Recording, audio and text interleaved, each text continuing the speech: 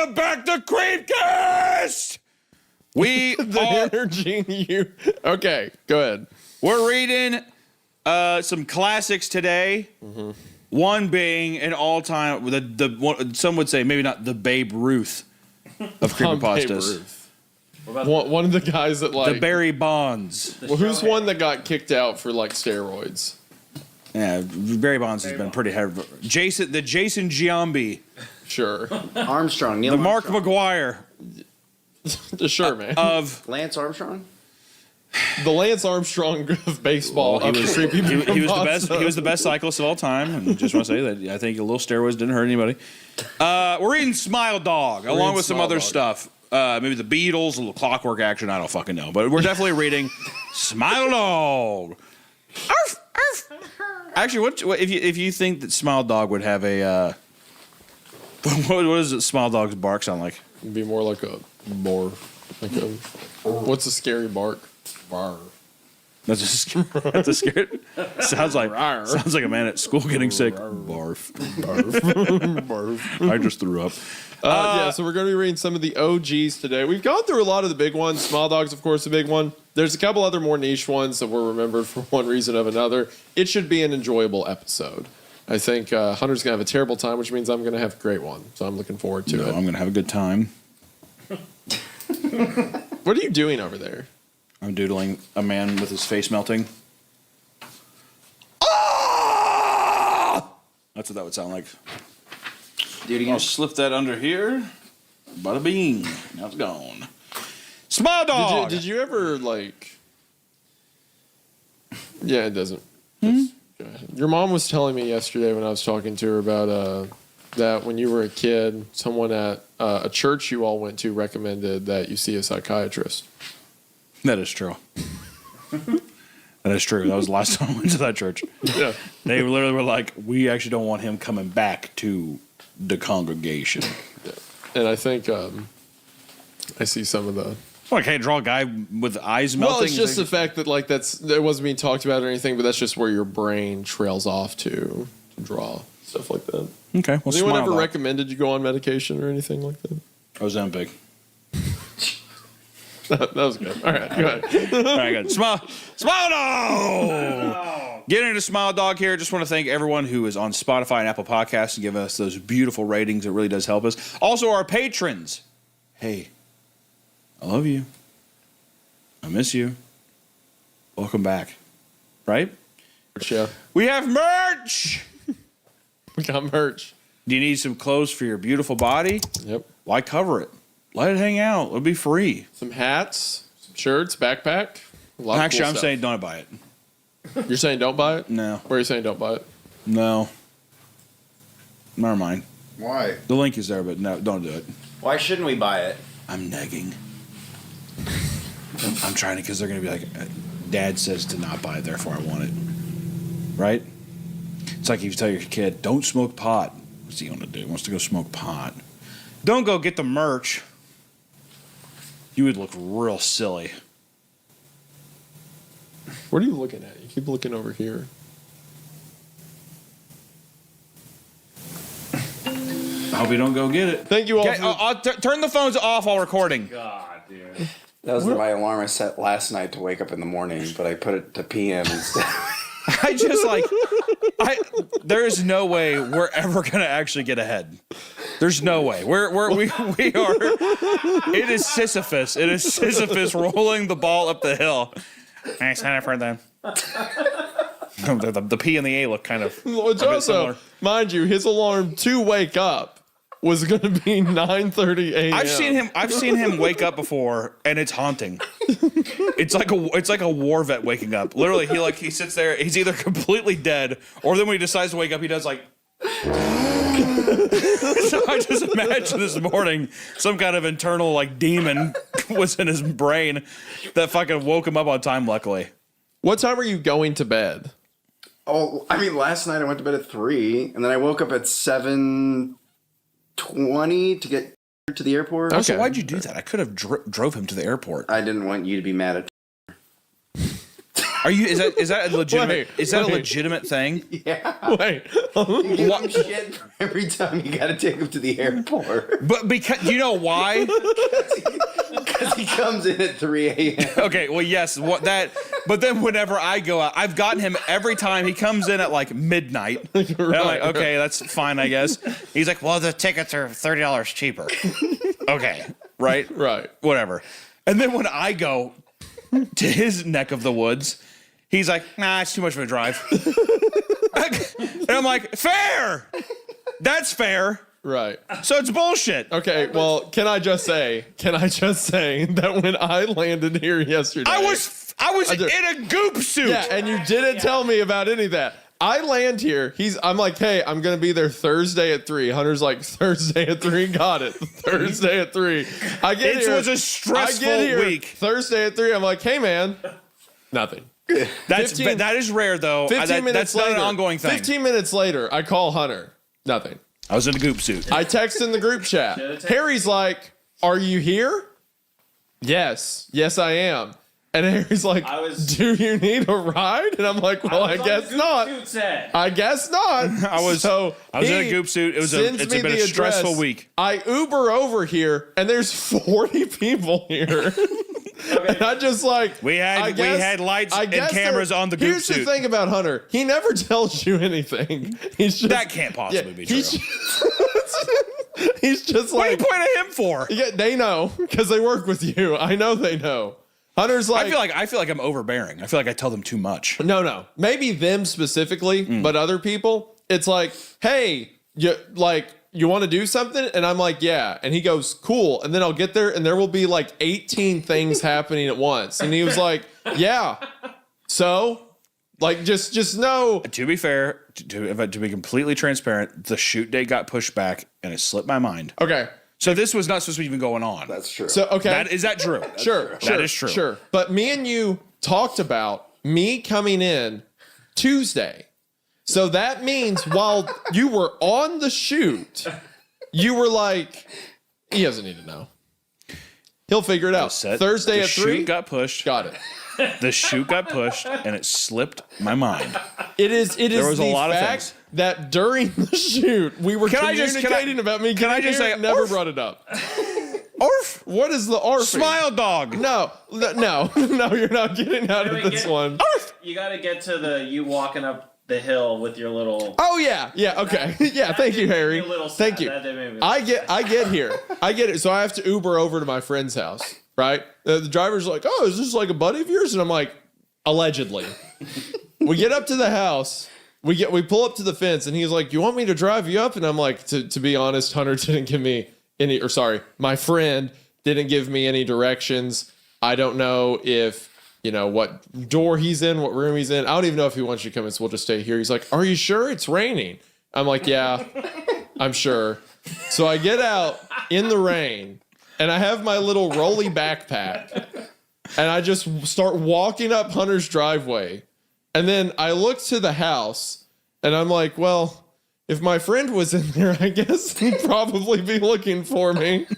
So he must not be there. Come to find out, Allison was just watching me the whole time. Just didn't wave, didn't like he's over there. Just looked from the house. Watched me in the rain. I walk all the way up the hill.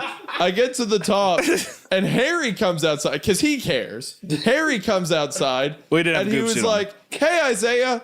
I'm like, "Oh, hi. Are you guys in there?" No concept of different people being here, anything going on. He was like, yeah, you can set your stuff in here. I'll show you the new building. I'm like, oh, wow, there's a new building. I set my stuff in one door, go to this new building. I open a door. There are, I kid you not, 35 people standing around on a movie set doing things. And I'm just like, what? What is going on? I'll be the bigger man and admit that I was wrong. I should have been more attentive, but I will say, can I have 2 words? Can I have 2? Can I have 2 words? Goop suit. It is. If I didn't have the goop suit on, this whole thing would have been it would have been fine. So 2 things would have been fine, actually. Either, hey, you're going to walk onto a movie set. To be That'd be also, I fine. didn't think that would be a big And you know deal. what? It wasn't a big deal. Okay. It wasn't a big deal. I'm saying with that information, I would have said, "Oh, I can Uber." That's true. Or even I'll be the bigger man and admit that's true. Or even then, just say, "Hey, can you Uber over?" I will concede to be the bigger man in front that of I Cinnabon for 30 I will minutes. I will. And then decide because I reached How do I pay you back? I reached this decision point when I got to the Kansas City airport, like the end of it, where I'm Yeah. like, well, I could leave security and go outside, but I don't know if he's coming. So I guess I'll sit here. That's a bit over dramatic. And then I ate a Cinnabon, and then I just sat there for a while. That was more of a terrorist act than anything. It was. To be leaving the airport and being like, well, I guess one Cinnabon wouldn't hurt. I was in the wind. Also, why didn't you text Harry sooner? I did text him. You know what? No, I responded right when you texted group chat, but you didn't. Look at the time code. That's what I'm doing right now. Reference the time I'm code. pulling it Harry, up you do the this same. instant. Okay. Well, okay, hold on. Okay, Harry can verify what I'm saying. This is also a horror story podcast, by the way. I landed early at 2:46. That's not my fault. That's the I pilot's landed fault. at 2:40. Actually, I said landed when we got to the gate. So I landed like earlier. That's the pilot's fault. That's not my fault. I said landed 15 minutes early. Nothing. I'm like, okay. I walk all the way to the front right before I'm about to make the decision where I can't come back into the airport. I call Hunter at 3:11. So that's 14. That's 25 minutes. I call Hunter. Hunter doesn't say anything. I then go to the group chat. This has nothing to do with me yet. Okay. And I say at 3:12, I'm going to build a tent in the airport. And then And then that was at 3:12. 5 minutes later, okay, Harry All right, Harry texts me. Yeah, if you've already been waiting and 25, says, that's not bad. "What? 30 minutes to Yeah. a half hour now Okay, sure. in front of Cinnabon." To be fair, you were early, so technically break it even about 10 minutes to when you're supposed to land. That's not our fault. It's the He pilot's says, fault. "What happened?" I said nothing. I'm just happened? giving. What happened When is he such a said funny what answer. happened, I thought to myself, does he even know I'm coming? Does he even know that You're here? Question mark. I thought you got like delayed or something. No, So- it was 3. It was when the plane would be here.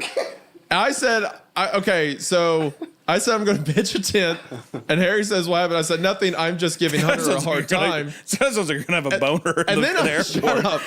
Doesn't it? And then I said, the airport. and then I said, I got a big old boner in the airport. No one's picking me up, so I "Don't guess I'm make this one of your bits. Don't make this No one's about picking you. me up, so I guess I'm getting hard. Don't, no. I said nothing. I'm here in Kansas. Pitching a tent in Kansas. I'm an Indian. got a teepee in between my legs. And Harry says, the audacity, by the way. Harry says, "Do you need a ride?" 1 minute later. And then 60 seconds. And then he says, "Hunter is covered in goo and slime." Goop suit. Again, I have no concept of a film or anything, so That would be confusing. I think that I'll be just the bigger man shooting- here, and I will admit that would be confusing. I thought you were shooting a Papa Meat video, Sure. and like there was some bit where you have Nickelodeon slime on you or something. Yeah. I'm like, oh, okay, Something. whatever. So I said, "LMAO, I can Uber." So I do that, and once again, I walk. Oh yeah, here's me walking up the driveway at 3:58 p.m. After I got over an hour later, I'm yeah. walking in. It's been a cool And hour. I say, "Are y'all in the studio?" Once again, no one gives me any heads up. And A goop Harry suit. says, "Are you outside? I'll come get you." And then once again, walk into a room and I'm surrounded. You know what? And I'm at then- fault. and I'm at then- fault. And then he steps away from the set, walks over to me. And the first thing he says to me is, "Look who decided to show up."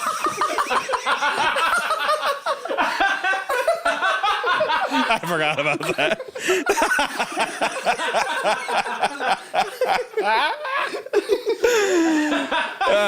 You know what? That was rude.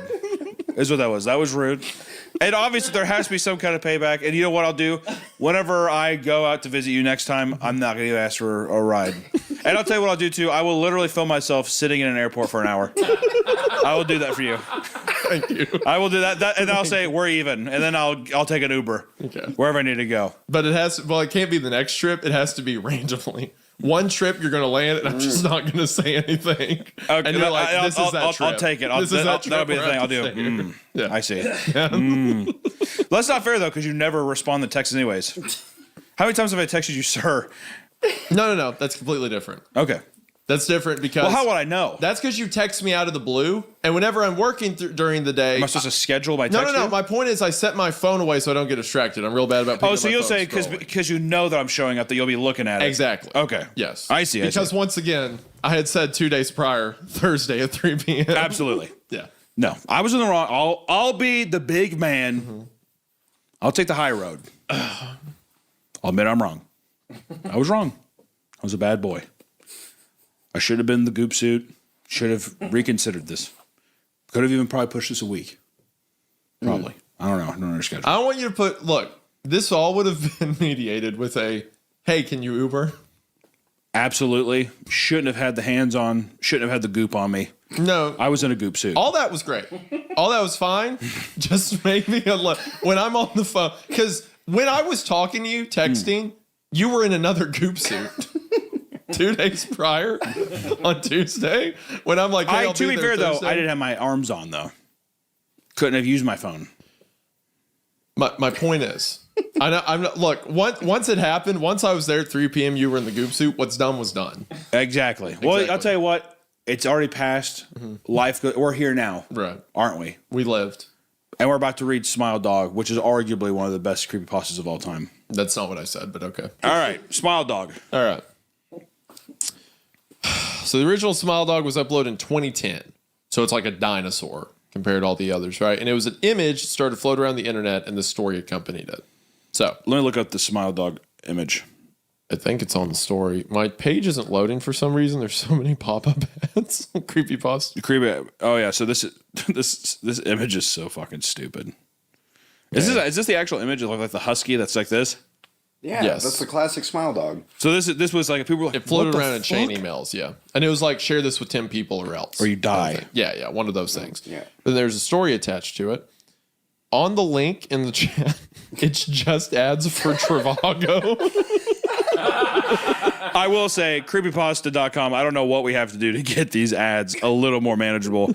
Because right now, I have a all Spanish, it says, soy Marciela, mama y activista, llenada mi diante. My page is all white, but the ads are loading, so it's half of Superman's face. Seguir brillando. And now it's a Coach ad. I got hotels.com right now. All right. Well, they're always supposed to be making good fucking money if they're getting these ads. Good Lord. All right. Also anonymously written, right? No, we don't know who the author is. No, there's an author. I literally can't open the page. Hold on. Give me a second. I think it's good. While this is happening, I'm going to, for audio listeners at home, I'm drawing Smile Dog Yes. There we go. at the moment while Isaiah loads his iPad. Dude, I opened Safari on here. The last thing that was opened on Safari was Baraska Part 5 on this. What a can we get a slight replay of what Broska, the reaction to that was? Welcome back. I don't think it'll be as that bad, will it? Have you read Smile Dog before? Well, yeah. Okay, so you're familiar. Is this like 20 years old by now? Came out in 2010. That's like 20 years old. Is this thing like 100 years old? This is like a... Did Charlie Chaplin write this story? I didn't hear the 2010 part. I was just asking. No reason to jump on the little guy.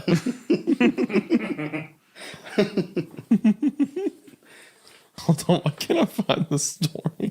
Can I at least ask this question? Yeah. Is Smile Dog, if you had to say cut or uncut, what would you say? No, I'm not answering. It's that definitely question. uncut. Don't encourage him.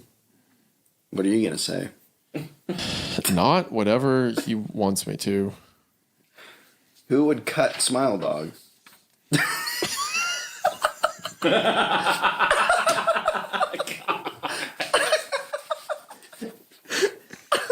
It's a.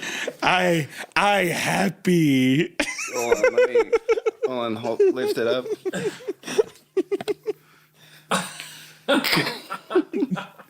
No wonder he's smiling. God damn, smile dog with him in Pina. It's nothing but pedigree. You've got to censor that. Oh yeah, It's got to be pixelated. Or that's gonna be pixelated. Yeah, absolutely. I'm actually gonna tuck it in there too. Yikes. Okay, well, work on my phone. Hold on. What are you looking up? I'm trying to find the story, but it's just ads. I'd like to take a quick break from the show to thank today's sponsor, Rocket Money. It's easy to spend money, but the hard part is not spending it. I know firsthand that moving into a new house takes things like budgeting and planning. And with a lot going on, it's easy to overlook things. Thankfully, today's sponsor, Rocket Money, is here to help. Rocket Money is an easy-to-use app that helps you save more and manage your money better. I love using Rocket Money to set budgets. With Rocket Money, you can create a customized budget in seconds. The app keeps track of your money at all times, letting it be the adult in the room when it comes to spending. Rocket Money even identifies spending categories to give you important insights on how to budget better. Plus, Rocket Money even sends you notifications based on your spending patterns or upcoming bills or when your account number may be low. That's not all, because Rocket Money also helps you automate your savings. It analyzes your accounts and gives you the optimal times to save so that you can reach your goals faster. Whether you're planning on getting a house, going back to school, or just planning for the future, Rocket Money is here to help and has helped save its customers up to $740 a year when they use all the app's premium features. So to save more and spend less, take control of your finances today and join the over 5 million members using Rocket Money now. All you have to do is click the link in the description at rocketmoney.com/creepcast or scan the QR code to get started on Rocket Money for free. That is right, for free. From there, you can unlock premium to get even more of the app's features, but for now, you can just try it out and see if it's right for you. Again, that's rocketmoney.com/creepcast or scan the QR code to get in on this incredible offer today. Thank you to Rocket Money for sponsoring the show. We are now back to the episode. There it is. Look. No, that's the other one. This is. Wait, hold on. Did it work when I did that? You have to hold it sideways. What the? What is that about? The website only appears in the left. We have not read one word from the story yet. Already longer than it takes to read the story. The story is shorter than what we've been talking about. All right, now I'm in. Smile dog creepypasta. From the top. Yeah, from the top. Hold on, I locked the iPad. Okay, I'm good now. All right. Rough. Let's begin. I first met in person with Mary E. in the summer of 2007. I'd arranged with her husband of 15 years, Terrence, to see her for an interview. Mary had initially agreed, since I was not a newsman, but rather an amateur writer gathering information for a few early college assignments and, if all went according to plan, some pieces of fiction. We scheduled the interview for a particular weekend when I was in Chicago on unrelated business. But at the last moment, Mary changed her mind, locked herself in the couple's bedroom, refusing to meet with me.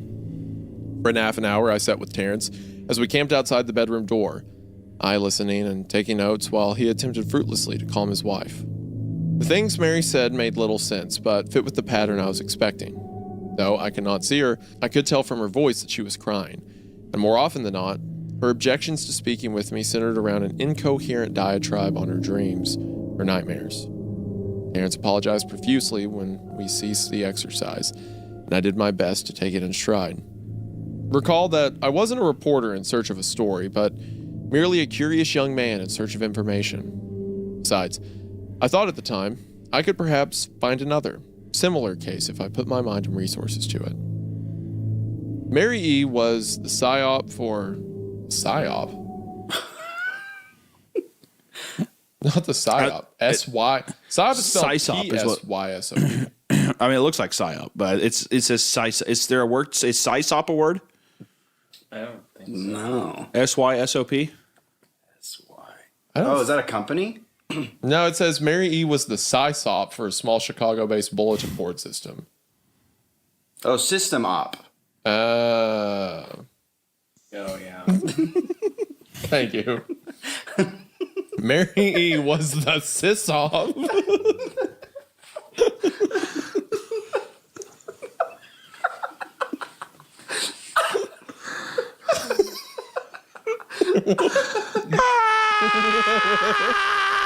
Was that just the last straw? It's just so much. Being berated and having him chime in. Oh, system operator. It's too late in the day. It's too late. For people that don't know, we're recording this at 2 a.m. Can I tell you a secret? I'm in desperate need of medical attention and care. I'm so old, fat, I'm falling apart at the seams. But I don't know what doctor to use. I don't know anything about doctors. And that's why I use ZocDoc. ZocDoc is a free app and website where you can search and compare high-quality, in-network doctors. Choose the right one for your needs and click to instantly book an appointment. We're talking about in-network appointments with more than 100,000 healthcare providers across every specialty, from mental health to digital health, eye care to skin care, and much, much more. Probably dick and ball stuff, boys. And the nice thing about ZocDoc is that you can filter for doctors that take your insurance, are nearby, and are highly rated. It's super easy to use, and you can find an appointment time that works for you with the right doctor for your needs. Plus, ZocDoc appointments happen fast, typically within just 24 to 72 hours of booking. You can even score same-day appointments. Oh my God! You don't want to admit it, but you should probably see a doctor. So stop putting off those doctor appointments and go to ZocDoc.com/creepcast to find and instantly book a top-rated doctor today. That's ZocDoc.com/creepcast. ZocDoc.com/creepcast. Mary E was a sis-off for a small Chicago-based bulletin board system in 1992 when she first encountered Smile.jpg, and her life changed forever. Smile.jpg. My life is forever ruined. I should not have opened that compressed image. Okay, sorry. She and Terrence had been married for only 5 months. Mary was one of an estimated 400 people who saw the image when it was posted as a hyperlink on the BBS, though she is the only one who has spoken openly about the experience. The rest have remained anonymous or are perhaps dead. In 2005, when I was only in 10th grade, Smile.jpg was first brought to my attention by my burgeoning interest in web-based phenomena. Mary was the most often cited victim of what is sometimes referred to as Smile.dog. The bean, Smile.jpg, is reputed to display. What caught my interest, other than the obvious macabre elements of the cyber legend and my proclivity towards such things, was the sheer lack of information, usually to the point that people don't believe it even exists other than as a rumor, hoax. It's unique because, though the entire phenomenon centers on a picture file, the file is nowhere to be found on the internet. Certainly many photo-manipulated simulacra litter the web, showing up with the most frequency on sites such as the image board 4chan, particularly the X-focused paranormal subboard. It is suspected these are fakes because they do not have the effect the true Smile.jpg is believed to have, namely sudden onset temporal lobe epilepsy and acute anxiety. What the fuck is even happening? Okay, so it's... Is this a doctor's report? What the fuck are we reading? Okay, so it's someone who's like done research, tried to track down the true Smile Dog. But whatever this image is, this text Smile file, Dog or Smile JPEG? Smile.jpg is the name of the file. Right. That got passed around. And that's what he's looking for. That's what he's looking for. And then this woman was corrupted by She's the only one who's Dog. talked about it. That he can find. That she that's saw the willing to Smile talk Dog. about it. Right. Yeah. And she has anxiety. So he says the Smile Dog images are people recreating it from rumors. But Okay. the real image, when you look at it, causes epilepsy, nausea, like an intense mental reaction to it. That's what he's saying. And all the images that float around are just like fakes of the real thing. Right. The purported reaction in the viewer is one of the reasons the phantom-like Smile.jpg is regarded with such disdain, since it is patently absurd. Though depending on whom you ask, the reluctance to acknowledge Smile.jpg's existence might be just as much out of fear as it is out of disbelief. Neither Smile.jpg nor Smile.dog is mentioned anywhere on Wikipedia, though the website features articles on such other perhaps more scandalous shock sites as hello.jpg or 2 girls 1 cup. Any attempt to create a page pertaining to smile.jpg is summarily deleted by any of the encyclopedia's many admins.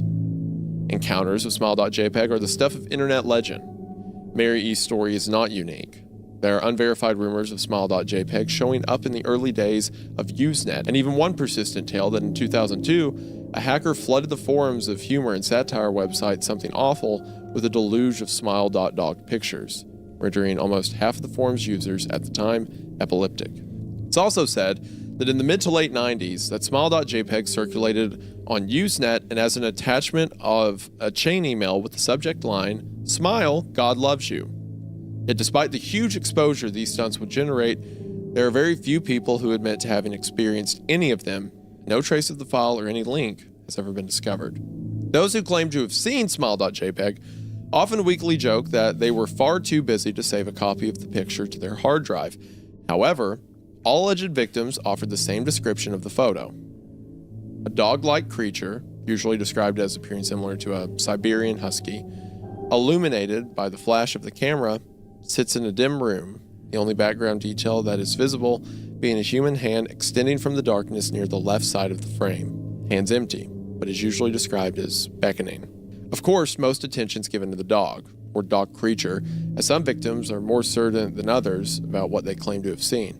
The muzzle of the beast is reputedly split in a wide grin, revealing 2 rows, very white, very straight, very sharp, very human-looking teeth. Is that funny, Hunter? It's like veneer dog. Scary. This is, of course, not a description given immediately after viewing the picture, but rather a recollection of the victims, who claim to have seen the picture endlessly repeated in their mind's eye during the time they are, in reality, having epileptic fits. These fits are reported to continue indeterminably, often while the victim's asleep, resulting in very vivid and disturbing nightmares. These may be treated with medication, though in some, it's more effective than others. Mary E., I assumed, was not on effective medication. That was why after my visit to her apartment in 2007, I sent out feelers to several folklore and urban legend-oriented news groups, websites, mailing lists, hoping to find the name of a supposed victim of smile.jpg who felt more interested in talking about his experiences. For a time, nothing happened, and at length I forgot completely about my pursuits since I had begun my freshman year of college and was quite busy. Mary contacted me via email, however, near the beginning of March 2008. This is added by Moose Juice Moose Juice. to jml@redacted.com from Mary E. at redacted.net. Subject, last summer's interview. Description. Dear Mr. L., I'm incredibly sorry about my behavior last summer when you came to interview me. I hope you understand that it was no fault of yours, but rather my own problems that led me to act out as I did. I realized that I could have handled the situation more decorously. However, I hope you will forgive me. At the time, I was afraid. You see, for 15 years I've been haunted by smile.jpg. Smile.dog comes to me in my sleep every night. Did you like that? Did you get a kick out of that one? I got me. Every night. The motherfucker's just peeking around the corner like big goofy ass smile. I mean, that, at one point it's just not a scary anymore. It's a Siberian husky that's smiling at you. Big fucking chompers. I'd just be like, close the door. All right. I know that sounds silly, but it is true. There's an effable quality about my dreams, my nightmares that makes them completely unlike any real dreams I've ever had. I do not move and do not speak. I simply look ahead, and the only thing ahead of me is the scene from that horrible picture. I see the beckoning hand, and I see Smile.dog. It talks to me. It is not a dog, of course, though I'm not quite sure what it really is. It tells me it will leave me alone if I do it as it asks. All I must do, it says, is spread the word. That is how it phrases its demands. And I know exactly what it means. It wants me to show it to someone else. And I could. The week after my incident, I received the mail, a manila envelope with no return address. Inside was only 3.5-inch floppy diskette. Without having to check, I knew precisely what was on it. I thought for a long time about my options. I could show it to a stranger, a coworker. I could even show it to Terrence. As much as the idea disgusted me. And what would happen then? Well, if Smile.dog kept its word, I could sleep. Yet if it lied, what would I do? And who was to say something worse would not come for me if I did what the creature asked? So, I did nothing for 15 years. Though I kept the diskette hidden amongst many things. Amongst my things. Every night for 15 years, Smile.dog has come to me in my sleep and demanded that I spread the word. For 15 years, I have stood strong. This is serious, Hunter. Every 15. Every night for 15 years. Thousands of times. Literally imagine. Also, can you explain to me, not to derail this email, what the fuck does a beckoning hand look like? Is it just this? Yeah. It has his Like paw out. inviting. So, you're like, saying is that every night he's doing this, he's just like, spread the word. No. Behind Smile Dog is a beckoning hand, off scene. Spread the word. Like there's a hand behind Smile Dog. And that's just what he's done every night. If anything, you can admire his tenacity, his persistence. But if you just don't spread the word, there's no repercussions besides him just showing up and being like, seriously, would you just fucking spread this word already? Spread the word. You're pissing me off. Yeah. And she's been able to sleep every night, by the way.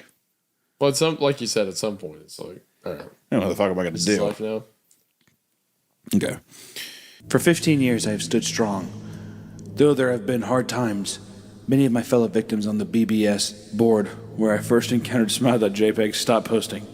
I heard some of them committed unaliving. Others remain completely silent, simply disappearing off the face of the web. They're the ones I worry about the most. I sincerely hope you will forgive me, Mr. L.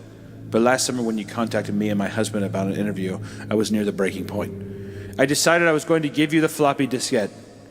I did not care if Smile.dog was lying or not. I wanted it to end. You were a stranger, someone I had no connection with, and I thought I would not feel sorrow when you took the diskette as part of your research and sealed your fate. Before you arrived, I realized what I was doing, plotting to ruin your life. I could not stand the thought, and in fact, I still cannot.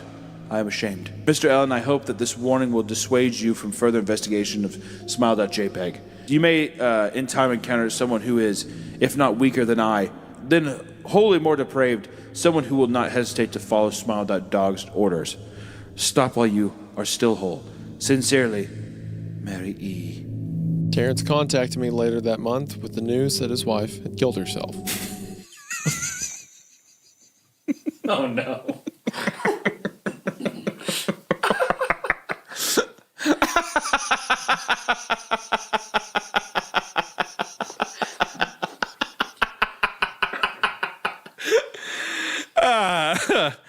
That's like a comedic timing beat. Just after all of that. And then pretty much she totally blew her brains out. Is that not... She's been doing this for 15 years, and now that's the break. Well, I've sent the email. Goodbye.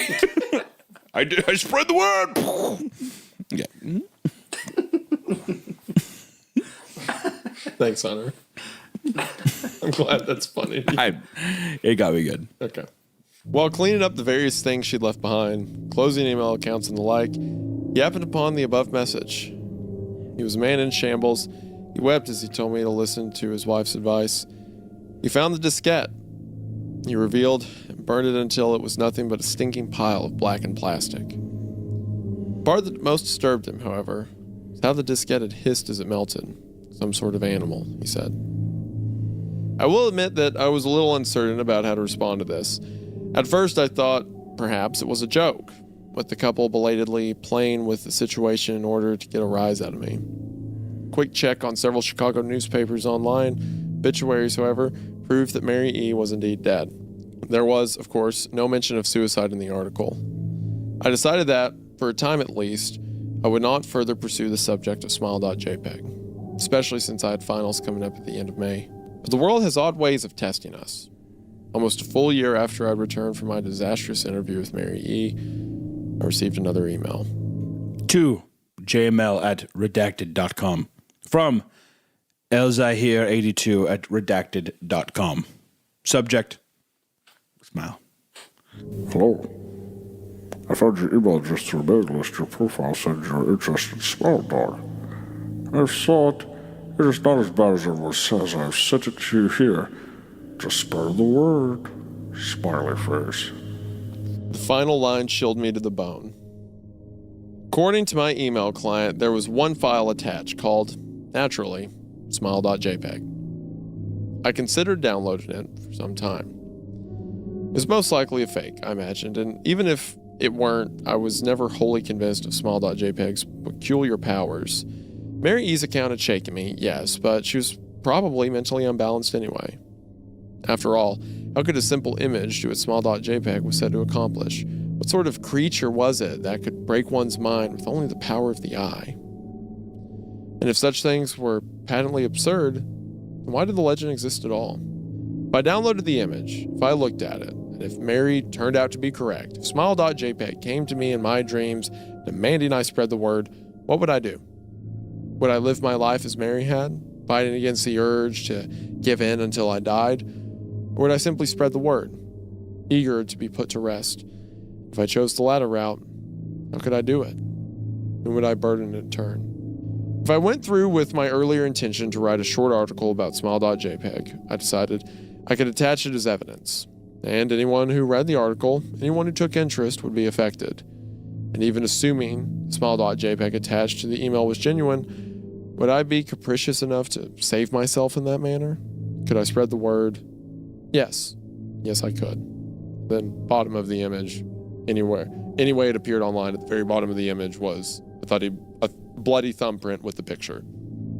So, author starts to track this, goes insane, and then eventually looks at the photo, which compels him to share it with the internet. I like the idea of at the end of no matter what at the end of the story you get kind of hit by it. Yeah. Also, this was very well written for an early for what it was at the time. Well, Yeah, very good. it was well written. It was done, and also the context around The this- image is just so. The image is goofy. The image is Also, goofy. where's the beckoning hand? Off to the left? Look in the bottom left. See the hand reaching up. Oh. Once again, those glasses. Oh, I didn't notice that until right now. what the fuck? The hand So, reaching so up. does it look like someone's dying? Is that Someone's on the ground, Like, to the side, like reaching up. Yeah. yeah? So the intention is that Smile Dog's like some entity, like a demon or ghost that has like a shapeshifter almost. It's a dog, but it has human teeth. Like it's a weird in-between thing. And the context for this story is this image had already started floating online, if I remember correctly. Maybe they were around the same time. But people would get email chains that would say, spread the word, and it would be that picture, right? It's like, what's that about? But then you see the story attached that it drives people mad. They have to spread it. Very much like Ringu. Yes, very similar. Reminds me of Ringo. This is a fun time in the early 2000s where technology, people were finding ways of like you sharing media. It's cursed and everything. I did have a couple thoughts though. The veneers made me think of turkey teeth or turkey hair when people go to Turkey to get a hair transplant, or the veneers. What if when you got a hair transplant from Turkey or veneers, what if it was just a Turkish man that was smiling that visited you every night? And then the thing is, you had to have someone else go to Turkey and get their hair did until he left you alone. Smile.turkey. Smile.turkey. Smile.turkey or turkey.jpg. Also, I wanted to do an edit here. Turkey isn't a file size. It's not a compression style. The response. Yeah, I do love a file type just being .turkey. It's pretty good. Would the turkey be TRKY? .turkey. So I do want to say about this story. I read this when I was in middle school, I think. 10. I was probably 11 or 12 when I came across it. And I remember this story freaked me out because you got to understand, I was a kid. I saw the email, the picture floating around. It's like, what's this picture? It's, is it gonna make me, is it it's like gonna a kill Bloody me? Mary kind of thing. Same thing. Yeah. Yeah. So I thought it'd be cool. And after I realized it's a story, I'm like, oh, this is cool. I'm going to send it to my friends. They'll be funny. So I started an email chain where I said, like, spread That's the fucked word up. and put the email on. And then the next day at school, every guy was like, that was the dumbest thing I've ever seen in my entire life. Don't you ever? And they immediately just like just ruined No, it. it's scary, right, guys? They're like, No, it's scary, guys. honestly, my birthday's this weekend. We're having a pool party with water balloon fight and stuff. You're not coming.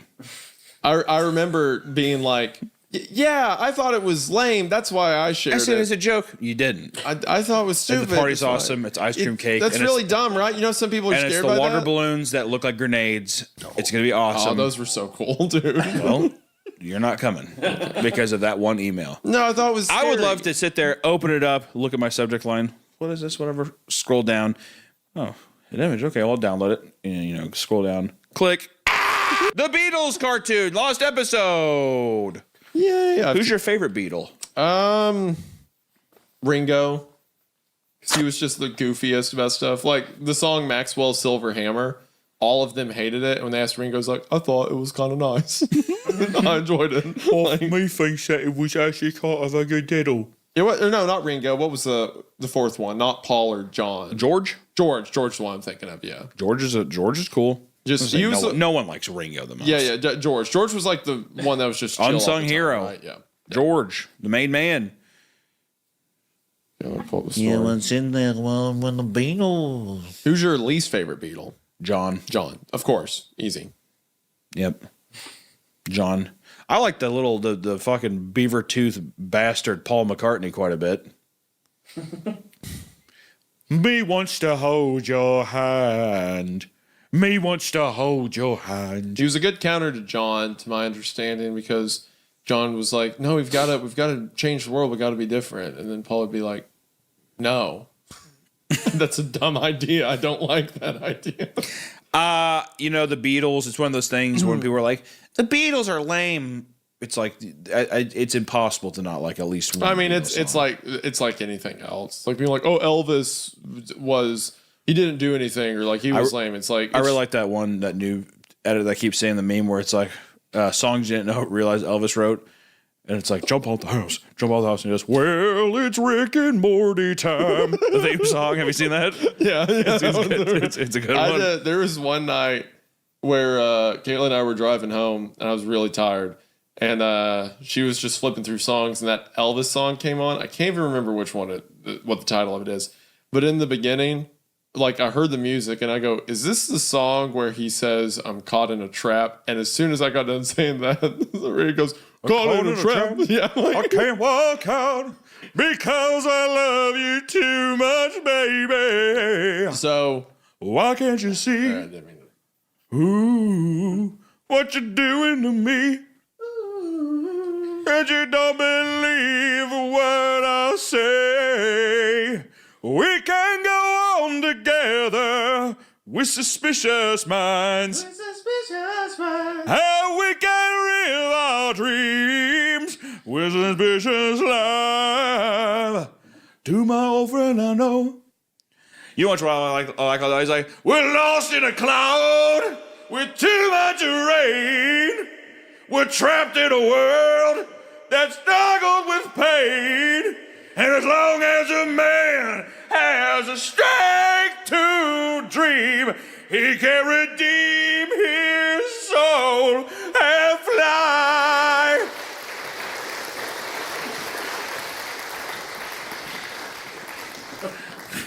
Go ahead, finish it. Deep in my heart, there's a trembling. I don't know, weird. But I am sure that the answer's gonna come somehow. Out there in the dark, there's a beckoning candle, oh yeah. And while I can think, while I can talk, while I can stand, while I can walk, while I can dream. So please let my dream come true. Oh, right now. He wrote that because they discontinued Yoo-Hoo. Just kidding, it was Martin Luther King died. So that's why I wrote that one. Probably shouldn't put that in there, but... The Beatles. So I don't even know where my story. All right, yeah, okay. Beatles Lost cartoon episode. Oh, I don't think I've ever read this one. I don't know when it came out. That's my understanding. Is it one of those like OG ones? Is this an old one, Harry?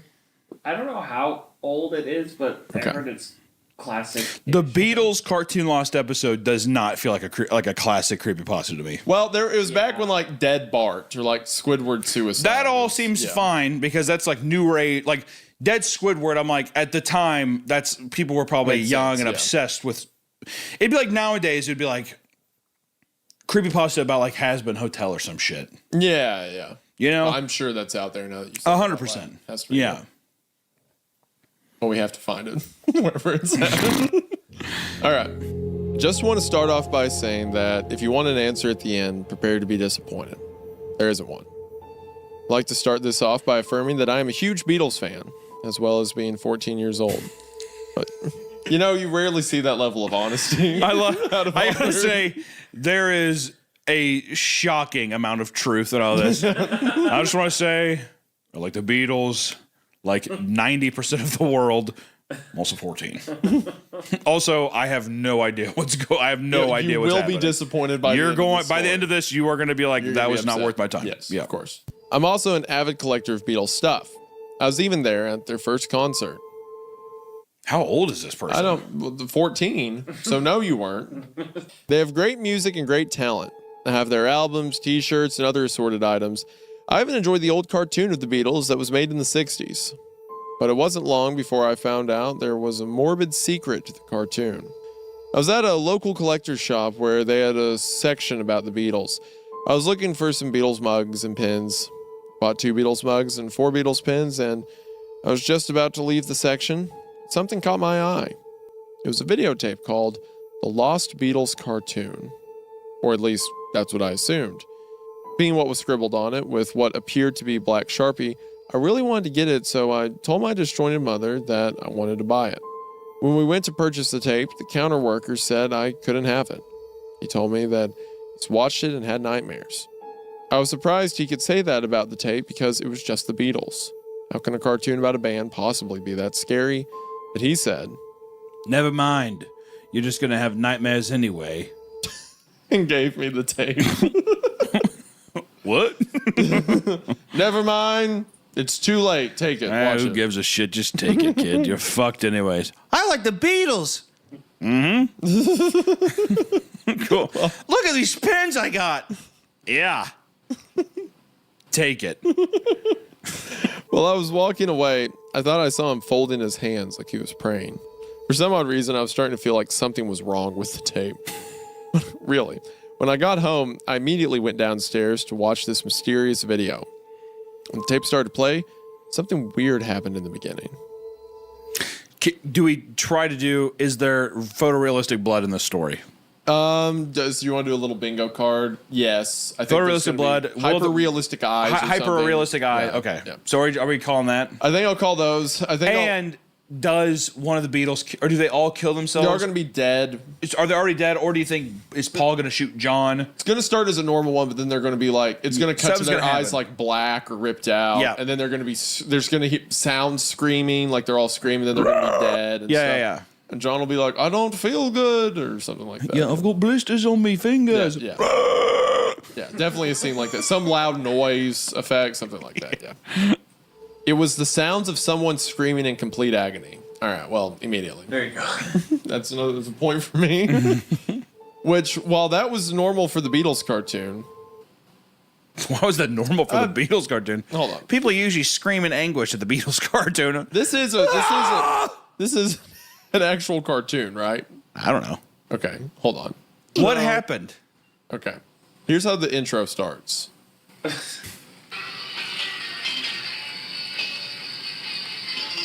No one's screaming. Well, we're not in yet.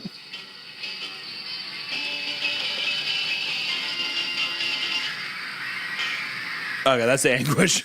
Okay, that's got to be what they're talking about. That's kind of a creepy intro, a little bit. Yeah. All right, I see. All right, I'm tracking. Sounds of someone screaming in complete agony, which while that was normal for the Beatles cartoon, there's usually a title card accompanying it. I was scared until the title card thankfully faded in a few seconds later. The episode was called Because, and assumed it was referring to the Abbey Road song Because. First scene faded in from black, but something was off. It was slightly different than the original style. It looked almost similar to the original, but looked darker, more detailed. Then, the episode showed all 4 Beatles in their trademark grotesque original designs: John, Paul, George, and Ringo. Despite the past oddity, I relaxed hearing the trademark Paul Frees and Lance Percival voicing the Fab Four. They were talking about some kind of CD they found outside the recording studio and about listening to it. This was strange, as CDs weren't invented until 1976. The show was produced in the late 60s. So then the scene suddenly transitioned to the Beatles in their recording studio. The shot showed John casually putting the headphones on until the thing happened. John all of a sudden just looked like he just blacked out. Then Paul worriedly asked, John, are you alright? Then the screen zoomed up to John, who had started drooling. All of a sudden, John's eyes turned into what I can only really describe with my limited vocabulary as LSD acid trip image with weird colors. After 10 seconds of John's acid tripping face, something appeared. I grabbed the clicker and went backwards to see what it was. What I saw was a morbid, grotesque picture. It was a real photo of a man with a ventriloquist dummy. The scary part of the picture was that the man with the dummy had no mouth. Instead, there was blood on his face where his mouth was supposed to be. The dummy had fire in his eyes and an insane smile. I had to choke back some vomit after watching it. It's just kind of funny. They always do that where, like, you remember Squidward's Suicide where they keep throwing up over and I over? was like, I had to throw up. I was so grossed out. But all they described was There is a man with no mouth, with a ventriloquist dummy. with a ventriloquist And dummy on the his dummy's knee. eyes are on fire. Yeah. He's like, I'm gonna hurl. and an insane smile. Don't forget the insane smile. Of course. Then the screen went back to an equally as vomit-inducing sight. John's face. Are you alright? Asked Ringo. Seeing's not believing. Seeing is killing. John said in a dull monotone, as though he was in some sort of trance. John soon snapped back to reality. Oh, there goes gravity. Shaking his head and replied, Yes, I am. What time is it, George? It's 1:13. George answered nonchalantly. Then the screen went black and blood started to rain down. But this blood looked much more realistic, ding ding, than anything else that I had seen in any other episode. It looked so real that if I touched the screen, I would somehow get blood on my fingers. The blood rain soon disappeared and another scene soon faded in, showing the Beatles walking to a lake. A crowd of girls soon started chasing the guys for almost a minute, when all of a sudden a picture of a girl with no eyes, ding ding, Black eyes. Yep, with no eyes appeared on the screen. It was an actual black and white picture of a person with just her eye sockets dripping with blood. She had no teeth and more blood was pouring out of the mouth. I jumped back on my couch after seeing it. Then the screen went to John's face, and all of a sudden, the screaming of the fans stopped. And when all 4 of them turned around to check, all of the fans were on the ground, burning to a crisp. Paul, clearly petrified, asked, What happened? So wait, hold on. The screen cuts back and everyone's dead. Burning. Okay, yeah. Then the scene showed Ringo vomiting out red vomit with chunks of brown meat. Something caught my eye. I paused and looked closely at the vomit, and there was the face of Hitler.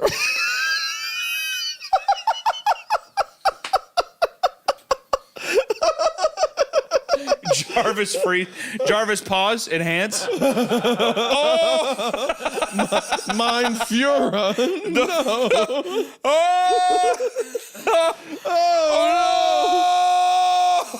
In the vomit. No. Not in the vomit. There was a picture of Hitler. Wait, pause that. Rewind. Enhance. Enhance. Oh my God. I was somewhat shocked that a man who killed millions of people and soldiers was in a cartoon about the Beatles. Like, it's like he still can't wrap his head around this being like a. Why would they make this? Why are they giving that guy free press? That's not very The Beatles like Hitler? What? Beatlemania was Nazi stuff. I never knew that. That's weird. He did in the vomit the whole time. Just forget about it. John sharply shouted back. But what about our fans? I don't give a fuck. They censored it in the story too, because they're 14 and their mom would get mad if they typed it out. It's F***K, Mom. You can't get mad. It's F***K. Dude, the next sentence. I was shocked that this episode involves John saying The that, F word. but I decided to continue on. The next scene showed a building that was about to be demolished. The Beatles were walking down a street. I legitimately thought I was going to go to the Twin Towers right there. I was like, there's no way. Okay. I would have, dude, we'll see. We'll see. We'll see. Hitler has been in throw up. Hitler and CDs have been brought in. That is true. I like how that was the first thing. It's like, it goes from like, that's where the compact disc was made till 76. And immediately it's like, Hitler. in the vomit. The next scene showed a building that was about to be demolished.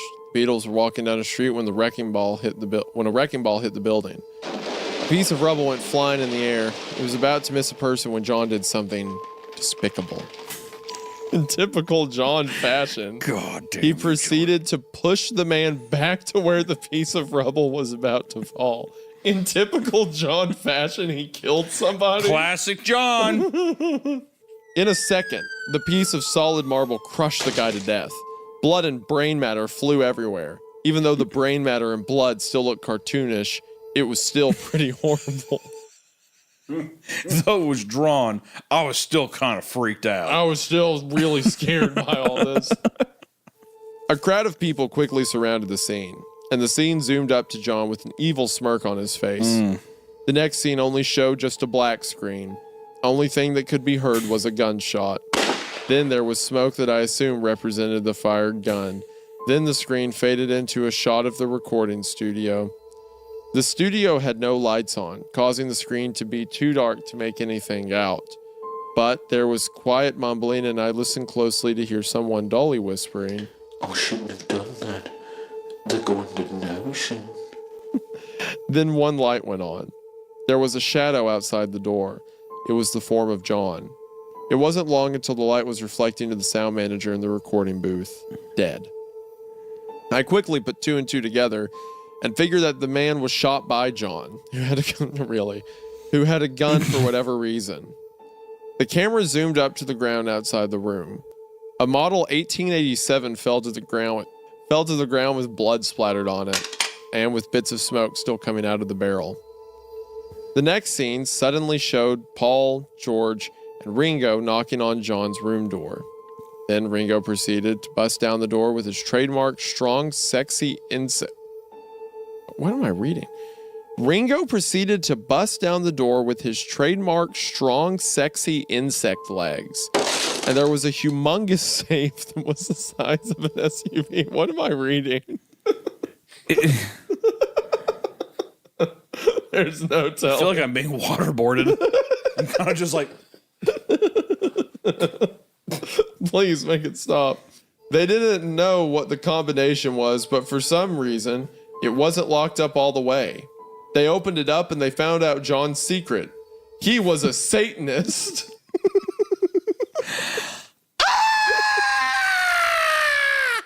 There was a dead body of a woman on a pentagram drawn in her blood, and her with her eyes gorged out.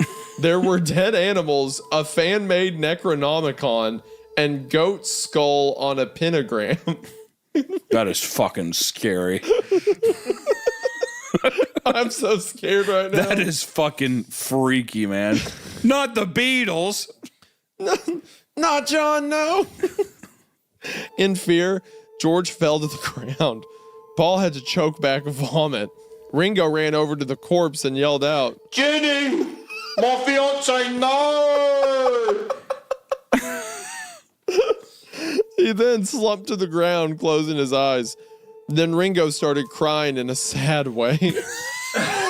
I want to see what's like. That's him crying. He's like, but he looked more sad, didn't he? Crying from Ringo didn't sound like normal cartoon crying. It sounded as real as day. And in shock, I found out that the dead woman was Ringo's fiance, Jenny. What was his first clue? Well, yeah, didn't he scream out? Screamed, my fiance. Who's Jenny." that woman? Who could that be? Who's that stranger? I didn't know that Ringo had a fiance, but I decided to continue on. Suddenly, some distorted screams of a girl started to play in the background. I started to suspect that's supposed to be the screams of Jenny. Screen went black. Then the screen showed the view of the sun setting from John's legs. The screen immediately went to John's face, that he had a mad expression and rapid moving mouth. He had red in his left iris. His dick looked like... Whoa. His dick looked like it was ripped by a rabid raccoon. He had a noose around his neck. He was about to commit suicide. He shut his eyes and jumped. Hold on. I just want to say that this man was murdered in real life. Yeah, this is a guy. This is a guy that got shot. Yeah, this is a man who was actually murdered in real life in broad daylight. And they're like, his dick was ripped off by a rabid raccoon and he hung himself. I mean, you think about that. Satanist. Yeah, and he's a fucking Satanist. I like they're just like besmirching this man's name. Yeah, well, wouldn't that be creepy? Wouldn't that be creepy if you just did that? The camera showed John's feet still swinging. The camera zoomed out to show John's lifeless body hanging on the small cliff on the lake that the Beatles were going to in the beginning of the episode. The screen went black and Paul appeared in a sad expression. Then the screen went black again. And then the scary part begins. Without warning, Paul's face appeared with hyper-realistic eyes. 3 for 3. Hyper-realistic Let's go. eyes. To the word. Yes. Let's go. There was so many camera views of Paul's face, like a zoom out of him in the corner. Then pictures appeared. I remember seeing a picture of a hand with a gun in it, and the gun was pointed to a little boy's head, but the gun was already fired. Another picture flashed on the screen of a garfish in the river. The next picture was a bird, just a little wildlife picture in the middle of it. A little kid's head fucking exploding. And the next one's just like, oh, that's a cute fish. That's a cool fish. It's a pretty cool little scene. Next picture was a burnt town. People were on the ground dead. Quickly, I discovered that the town was destroyed during an attack. It was destroyed because of the Vietnam War. How did he discover that in the middle of the picture? The next picture was 3 undertakers with 7 coffins with little children no younger than 6. And behind the left undertaker was a coffin with a hand coming out of it, and the hand was moving. After more pictures, it shows Paul with the same expression that he had before the scary slideshow. Then suddenly I heard a loud booming voice of a low, quiet voice saying, "Do it." Then a 1911 Colt pistol appeared in Paul's hand. He puts it in his mouth and pulled the trigger. Realistic blood and brain matter went everywhere, like on the grass and the cliff. Then the camera zoomed up to the capsule of the bullet that shot Paul, and the capsule said, Your life was already over, Paul. in a mysterious Russian accent. Yeah, your life was already over, Paul. Wait, the bullet says it. The camera zooms up, so it's written on there, but it's written in a Russian accent. Or is the bullet saying in a Russian accent? Your life was already over, Paul. That should be the background. Or no, it should be the smile dog in the background. I was saying it'd be funny if the whole time it was a bullet capsule that had that. Your life was already over, in Paul. Russian. The next scene showed George on a cliff from the same lake John committed suicide. He was about to commit suicide too. I thought he was going to jump off the cliff, but instead, he pulled out a gun and shot himself. I'm surprised, a lot of restraint to not say the specific model of gun, as he has done twice. Yeah, I was going to say, I like how the specific gun is extremely important. What's funny about it is the way they write it, M1911 and 1887, is the same way those guns are written in Call of Duty. Are they really? Yeah. No one says M1911. They just say 1911, unless you play COD Zombies, where it says M1911. It's military terms. You don't get it. I love Black Ops. I love Black Ops so much. My dad's a truck driver.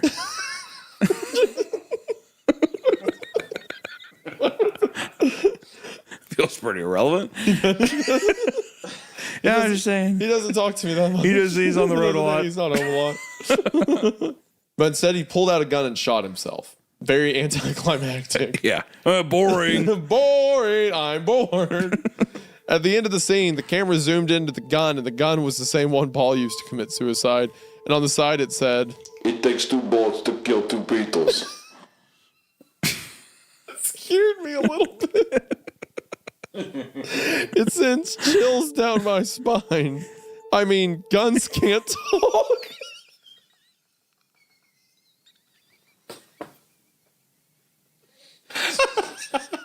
I mean, let's be real here. Hey, think about it. I'll put up. Guys can't talk. This is fucking strange. Look, Hitler, Satan, I can get behind. Hitler was in the vomit. All of a sudden, guns are speaking.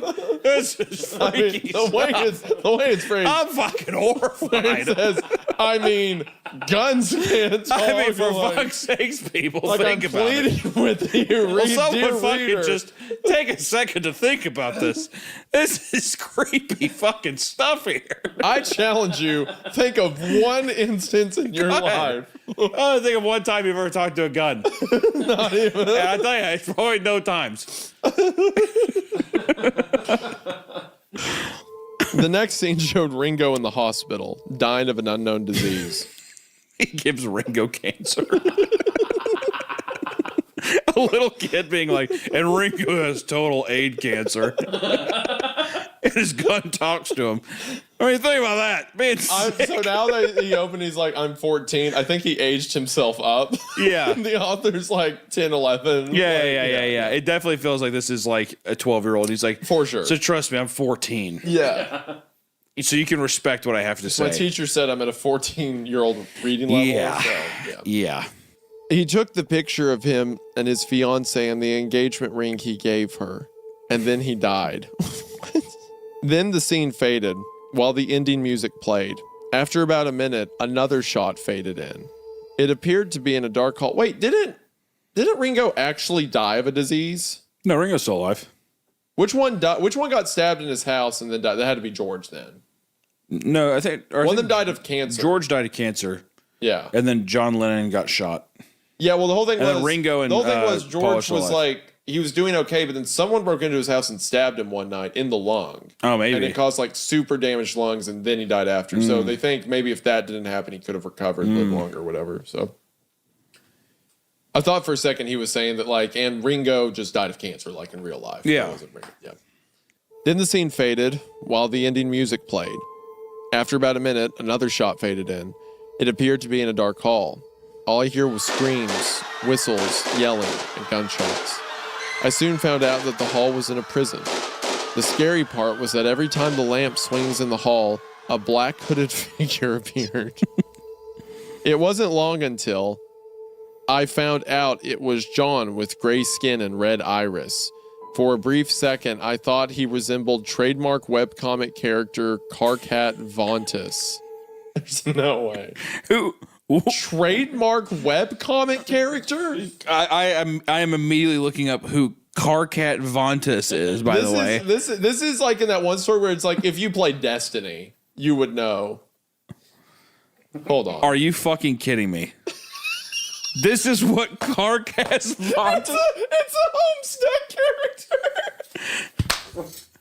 Carcat Vontus looks like this. Dude, no.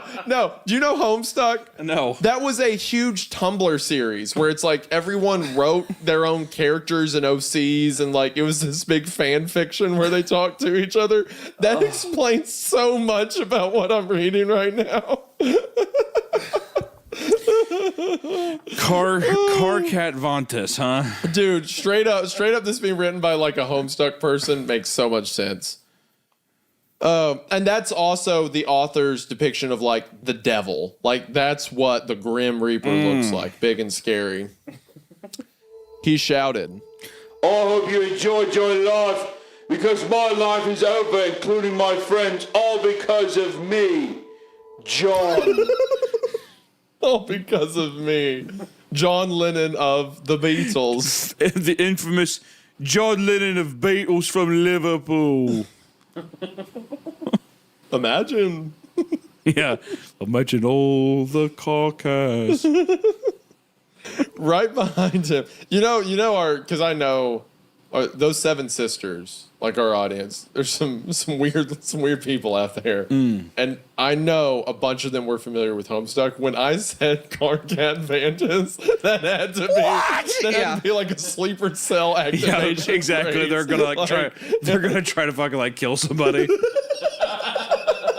They grab a gun. Must kill the prime minister. Surge of women murderers across the United States. Like, Click, click, click. right behind him was a crowd of guards and prisoners. It seems that some of them had bullet holes in their heads and blood all over their bodies. In the crowd, I could make out several people in grotesque Beatles cartoon designs. John F. Kennedy, Abraham Lincoln, and Archduke Franz Literally everyone who has been assassinated. Archduke Franz Ferdinand of Austria. Literally everyone who has been shot. Yep. By the way, What are the chances that Mark David Chapman comes up? I The guy that killed John Lennon. What are the chances? It has to. It has to, right? It has to. The really weird part was that the prisoner that was right next to John was Mark David.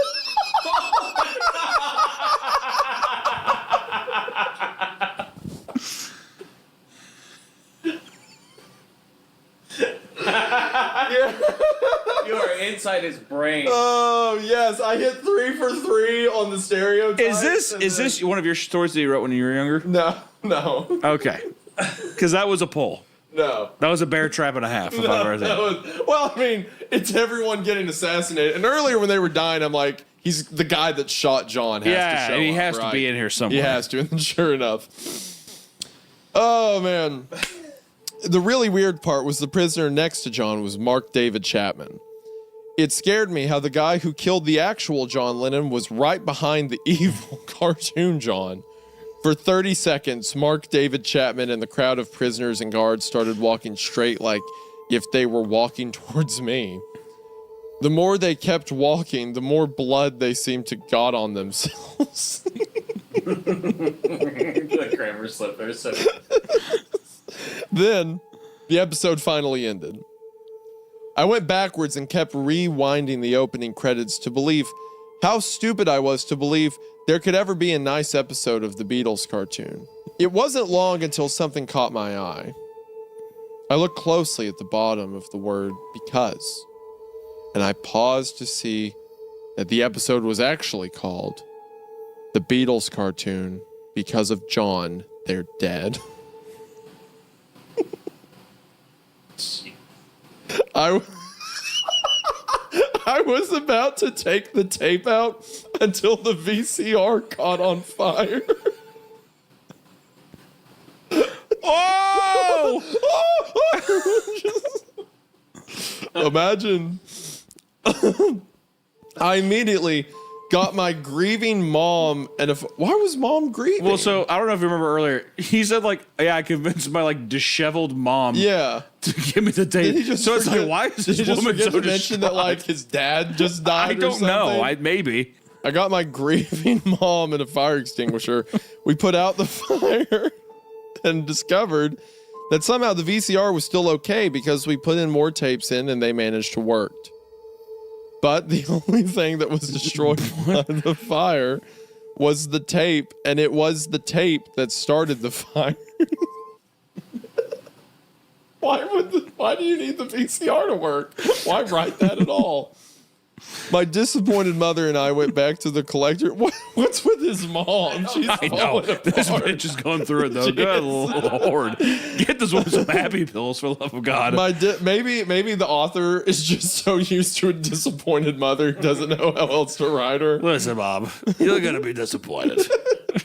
Okay? My disappointed mother and I went back to the collector's shop and brought the tape back. The counter worker for the store asked. What happened to the tape? It was set on fire when the tape ended. He roughly grabbed the tape out of my little hands and violently chucked it in the trash bin. All I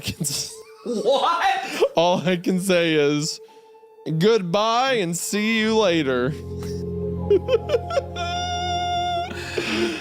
This was golden. This was awesome. This is exactly what I wanted from every episode. So they made a graphic. They made a graphic for the episode, but the words of John, they're dead, are just as large as because, implying that he didn't even look at anything. Oh my gosh. I love the innocence of like children writing Yeah. something they perceive to be super scary. There's something so oddly wholesome and funny about just like it's every benchmark of like what's evil. Yes. Hitler, Yeah. Satanist, Yes. assassination. Yeah. It's Yep. all there. And then Blood. it even had the photorealistic eyes. I mean, come on. Come on. That was a home run. That's an all-timer. That has to be in the greats. That is in the greats. I don't know why I didn't hear about that one, because that one doesn't get talked about in any regard compared to like Sonic. Do you think or just stuff. oversaturation? Also, Yeah, because it also you know might what? have come later. It might And, be more and also, recent. it's probably because it's the fucking Beatles. Yeah. If this would have came out in the '60s, maybe it would have gotten Yeah, some Squidward press. Suicide was like the one. That and like MickeyMouse.avi, because Yeah, well, it's just the names. Yeah, you have all the classic. I know that character. I like it. Yeah, the Beatles cartoon. You think kids give a fuck about the Beatles in 2007? Yeah, right. Yeah, Well, I know fucking that right. story came out like a month ago. Like That would be awesome. The Beatles. Hitler. All right, we got one more up here. 12 years ago. 12 This years is another old. This has to be a golden era classic. It is called "Does Anyone Know a Good Plumber?" I did one of those stupid rituals, and now my shower's leaking, and there's a faceless guy in my kitchen. The top. I've never heard of this one before. Okay, I just want to say that is a lengthy, lengthy title.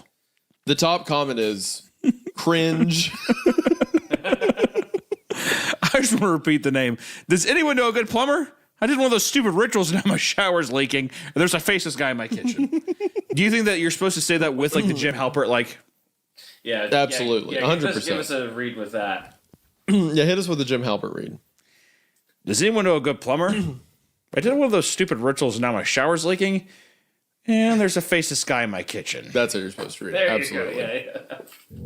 Yeah. All right. Does anyone know a good plumber? I screwed up one of those stupid ritual things that everyone's doing, and now my shower is leaking, and also there's some faceless guy in my kitchen. My landlord comes tomorrow, and he's going to kill me, especially because I also have a cat, and I'm not even supposed to have pets.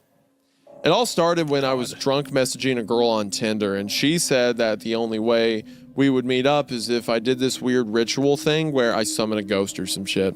I think she called it mea culpa or something. Actually, her exact message was this. The decaying flesh will not rest. I am the Alpha and the Omega. I have seen the burning cities consume the earth. Our souls meet with darkness. Spiros mea culpa. Mea culpa, mea culpa. Yeah, she was a weird chick. At least, I think she was a girl. I couldn't really see her face. Her picture was just a black background with two shiny dots that kind of looked like eyeballs. You could sort of see some features, but it looked like her face was gray and I couldn't really see her mouth. But she had really good skin. I was about to rally for a pizza face. I just want to say this deal of a millennial cringe lord trying to get some pussy is it took me already. This guy's kind of my hero right now. Honestly, didn't really go fuck what her face looked like because she had clear skin, and I like that a lot. Yeah, do you relate to this? A millennial cringe lord trying to get laid? Is that you? That was kind of probably me back in the day. I'd assume so. Well, I'm more of a boomer cringe lord. What generation are you? You're Gen X. No, you're millennial. You're millennial. X. Are you? I'm the beginning of X. No, you have to be the end. Because like my mom's Gen X. Yeah, how old is your mom? 59? 58? Oh, okay. I mean, I'm 43, so. You're not 43. I don't know what you are, but if you tell me a number, it's not that number. All right. So anyway, I weighed the pros and cons of spooky rituals versus trampoline booty as best I could on 5 shots of Patron. This guy. all-star. So I weighed the pros and cons of spooky rituals versus trampoline booty. What is trampoline As best as I booty? could on 5 shots of Patron. Is this guy my fucking spirit animal? Did you write this? I kind of fucking wish I did. What is trampoline And then booty? hit him with the next line here. It was totally worth it. My boy's clapping What cheeks. is trampoline? Does that mean you can bounce on it? Is that the Yeah. implication? Okay, I see. All right. I set my cell phone to 3:26 a.m., but since my phone is a 2005 Motorola Razr, I know. Can this guy this might be the coolest fucking guy. He's rocking a 2005 Motorola Razr and he's getting some pussy on the side. Are you kidding me? And he's like fucking 5 shots of Patron. This guy rules. Holy shit. That's awesome. I like how the story opens with me like, I seen a scary dog piss with my friends, and now it's ending for you. Yeah, this is I'm so stoked. But since my phone's an 05 Motorola Razr that was dropped in the toilet several times, it went off at 4 a.m. Fuck. I decided to go through with the ritual anyway. I was also supposed to have a friend during this thing, but my bestie recently got incarcerated for selling heroin on the corner of Patterson Park and Eastern Avenue. Shout out to my main man, Roscoe. I'm not even joking. You had a buddy named Roscoe? No. This guy fucking rules. This guy, like this, I would get fucked up with this guy so quick. The corner of Patterson Park and Eastern Ave, that is some real shit, dude. That's sick. I'm glad this is This is awesome. a home run for you. I set up and turned off my alarm, but the moment I turned it off, I drunkenly passed out again. Woke up 20 minutes later and actually got out of bed this time, stumbling around the room in the dark because apparently you're not supposed to turn on the lights because if you do, a ghost will pop out. Ooh. I was supposed to find it sounds like he's playing the Midnight Game or like something similar. Or like you light the candle. Yeah, walk I forgot around in the about dark. that, yeah. Yeah, set the alarm for 4. Yeah. I was supposed to find a candle and light it, but my hangover just made me trip over one of the several candles I placed on my floor. Eventually, I gave up and flipped the lights on, grabbing a candle from my desk. completely disregarding what you just ignoring said all the earlier in rules, this yeah. paragraph. I like how he's like, fuck it. Hits the lights and grabs the candle. He's awesome, dude. This guy rules. This would be Also, getting drunk on Patron the night you're trying to get some ghost pussy is insane. I feel like in an alternate world where we didn't do YouTube, if we still met, like I'd try to convince you to do like some creepy ritual thing, and this would be This would probably be it. Yeah. I squinted out my window to see that my ghetto Baltimore neighborhood looked like at 4:20 a.m. The street was empty except for some rando wearing a black robe and a giant pointy black hat. He was staring up at me through the window. I couldn't really see his face. You know, Baltimore has gone to the dogs. First gang wars, now an updated KKK, for God's sake. Has gone to the fucking dogs. It's such a clutch line, dude. he sees like the devil in like a Klansman's robe, and he's like, what will they think of next? Goddamn, the birds have gone to the dogs. I lit the candle and looked at my phone. I was supposed to knock on my bedroom door 66 times.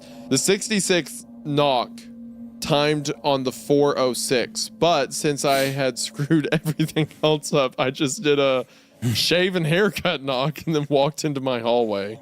What's a shave and a haircut knock? I don't fucking know. I bet you anything that's not even a reference to anything. Just came up. That's him with just it. being like, yeah, that's what I call it. Hit it with the old shave and a haircut. So I was like, huh? And he's like, anyways.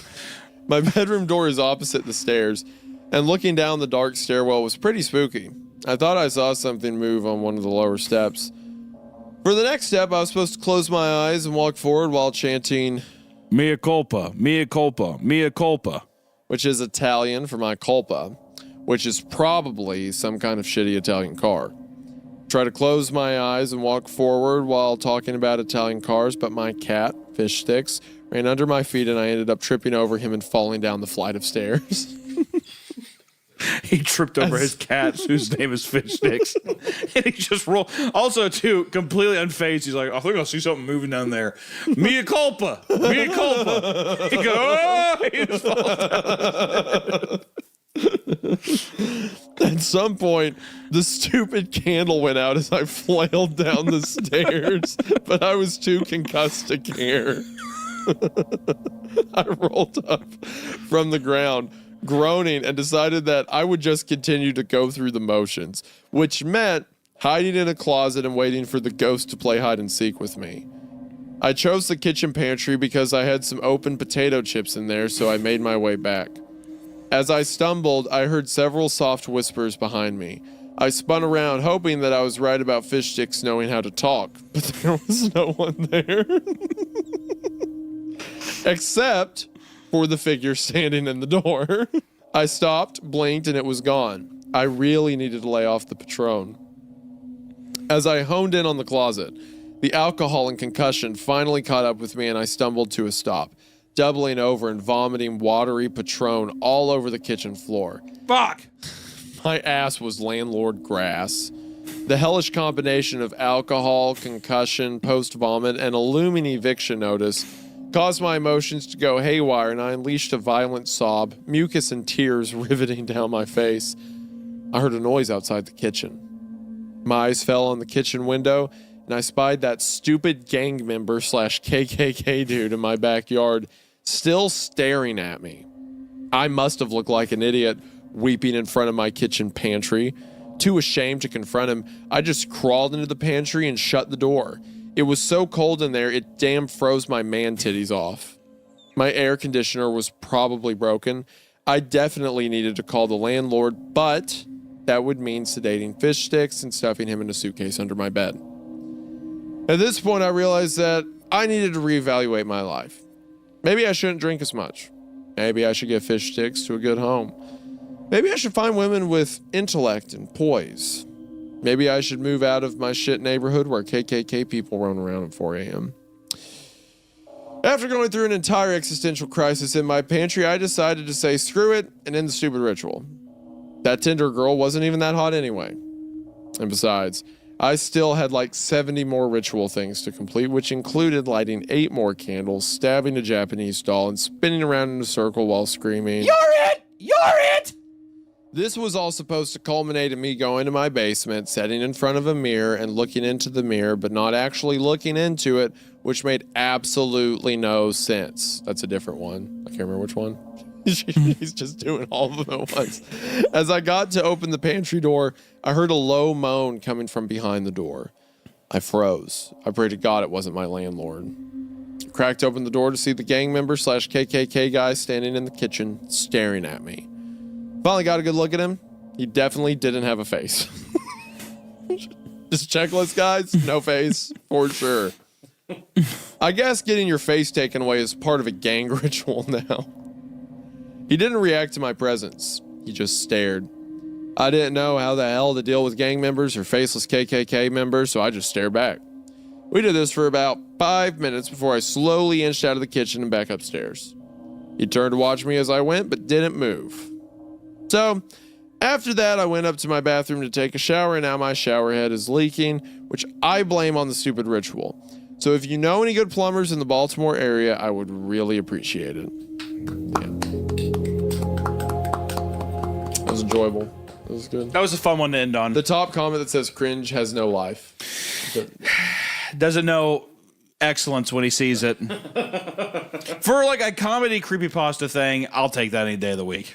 They actually, so they posted a few. So the author's name of that last one was Narrative of the Life. And they post in r/no sleep a lot. One of them's called, Does Anyone Know Where to Buy a Mermaid Frappuccino? So I imagine this is a recurring. Yeah, I like that. Recurring thing of theirs. It's That's good. cool. It's good. Out of all these like little classics, what a fun day of reads. What a fucking Honestly, this feels like though, a fever dream. So like that last one was good. That last one was good, but the Beatles one. Yeah. That was an earnest like that. I love a nice, youthful, earnest try of trying to scare somebody is beautiful. Loved an it. all-timer. Very good. Very good. Loved it. Definitely the Beatles one is my favorite too. Guys, thank you so much if you're listening on audio platforms right now like Spotify, Apple Podcast. We appreciate you. Thanks for giving us a nice little rating there too. It does help us out. Thank you to all of our beautiful patrons, and consider buying some merch, or don't. Actually, don't do it. The link's right there. Don't even click it. I don't want you to. Don't do it. But until then, we will see you next time. I'd buy merch if Hunter left me in the airport.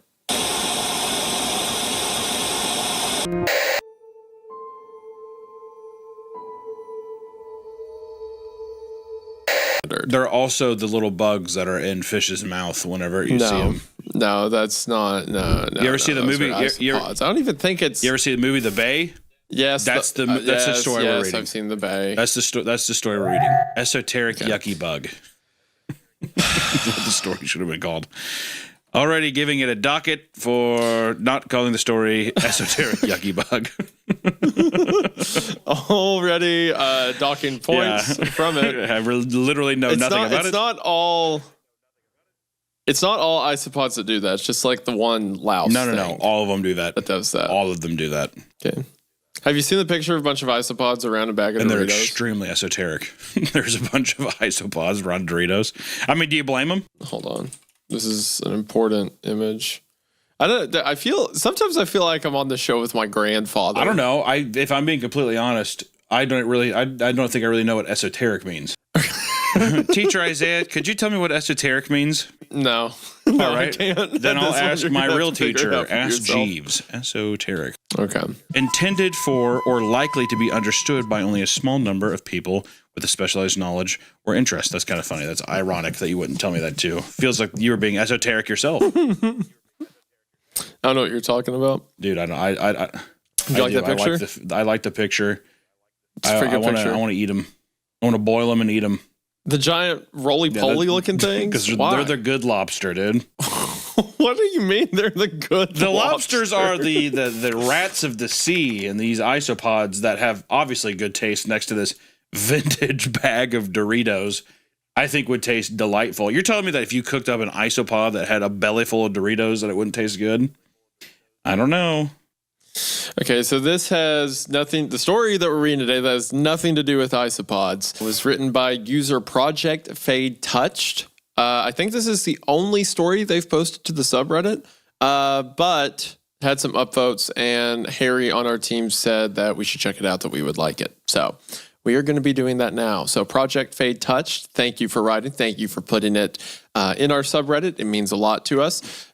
For anyone who wants to read it or support the author, we'll have it linked in the description. And thank you so much to our beautiful audio listeners on Spotify and Apple Podcasts. Appreciate you for the amazing ratings there. And also thank you to our beautiful patrons. And guys, just want to let you know too, here before too long, new merch is on the way. Not sure if it's this week. I don't know. But a new merch is coming. So all the people that have been fiending for some new fabric, let me tell you, the new fabric we have is quite legit.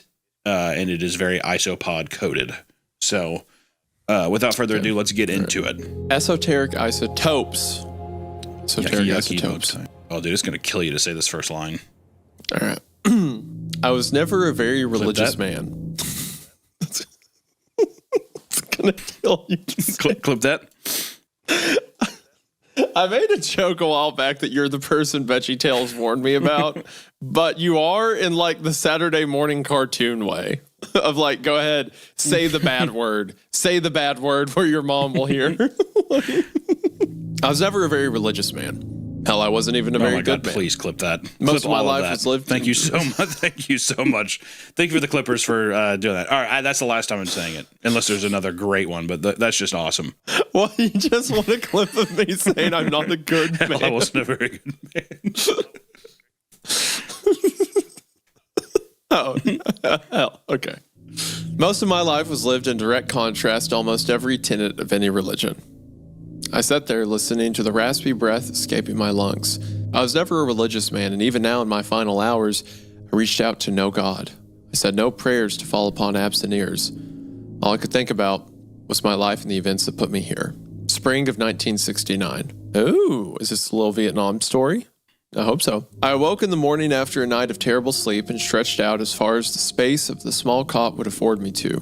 I slid myself up and over its edge, slipping my feet into my black combat boots. Oh, it is! The chatter of over a dozen other men drowned out any private thoughts I might have had, which was fine because a strange feeling of sadness had overcome me. Popping open a small trunk, I retrieved my uniform and donned it, buttoning the olive green shirt over my white undershirt. Slay. As I walked over to the edge of the tent, what? I just said slay after the it just seemed like he was serving real cunt there with the olive green shirt over the white undershirt. I just thought he was slaying.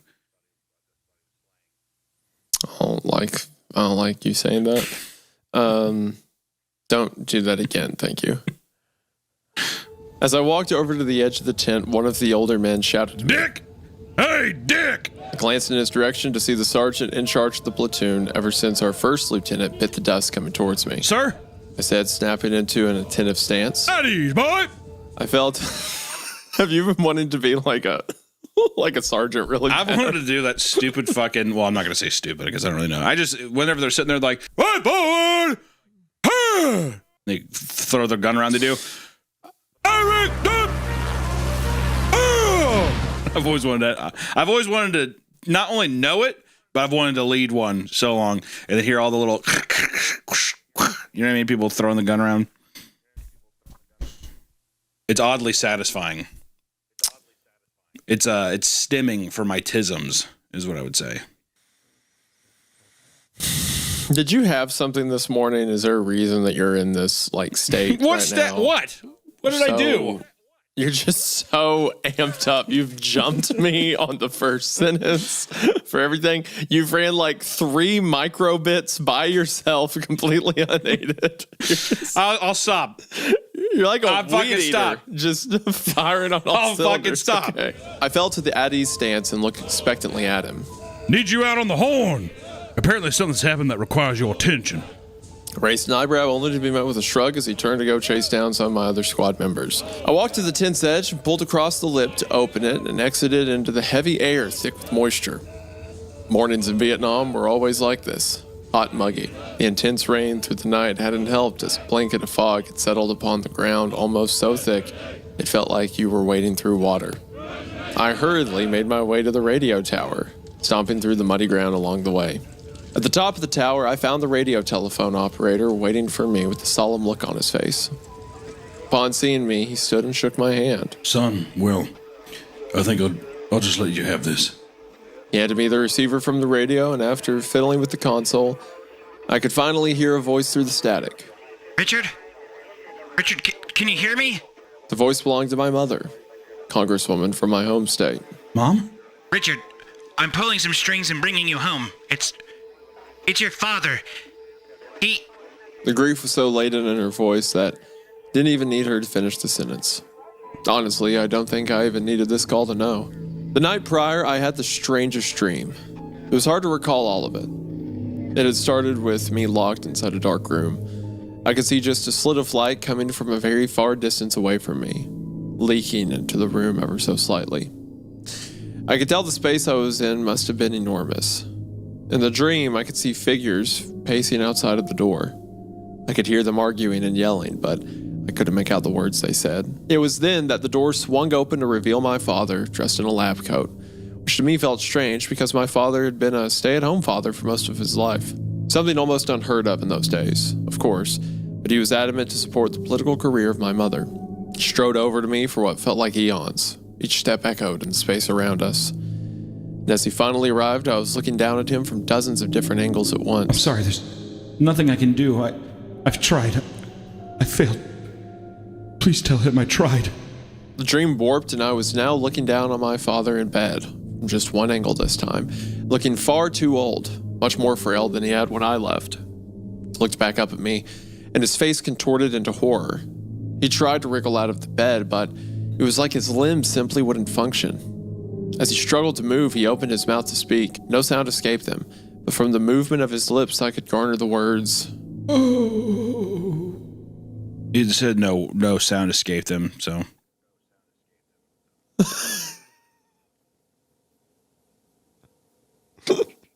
I guess that is what it would sound like then. Just moaning. From his lips, I could garner the words, "I'm sorry," again and again. Then I woke up. Richard? Honey? Are you there? The voice of my mother brought me back to the present moment. Yes. Sat there numbly. Listen, you'll be home by the end of the day, okay? We need you home. Sharon is inconsolable.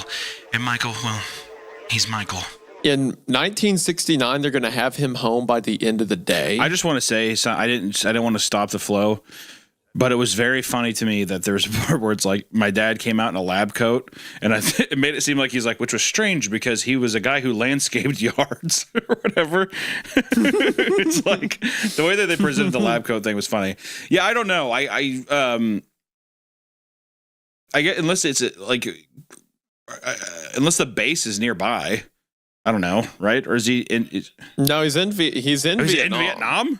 Oh, yeah. He said the Vietnam mornings. Yeah, put combat boots. He's talking to a platoon sergeant because the lieutenant got killed. So, yeah, he's in combat. What if his mom lives in Vietnam? Well, I guess.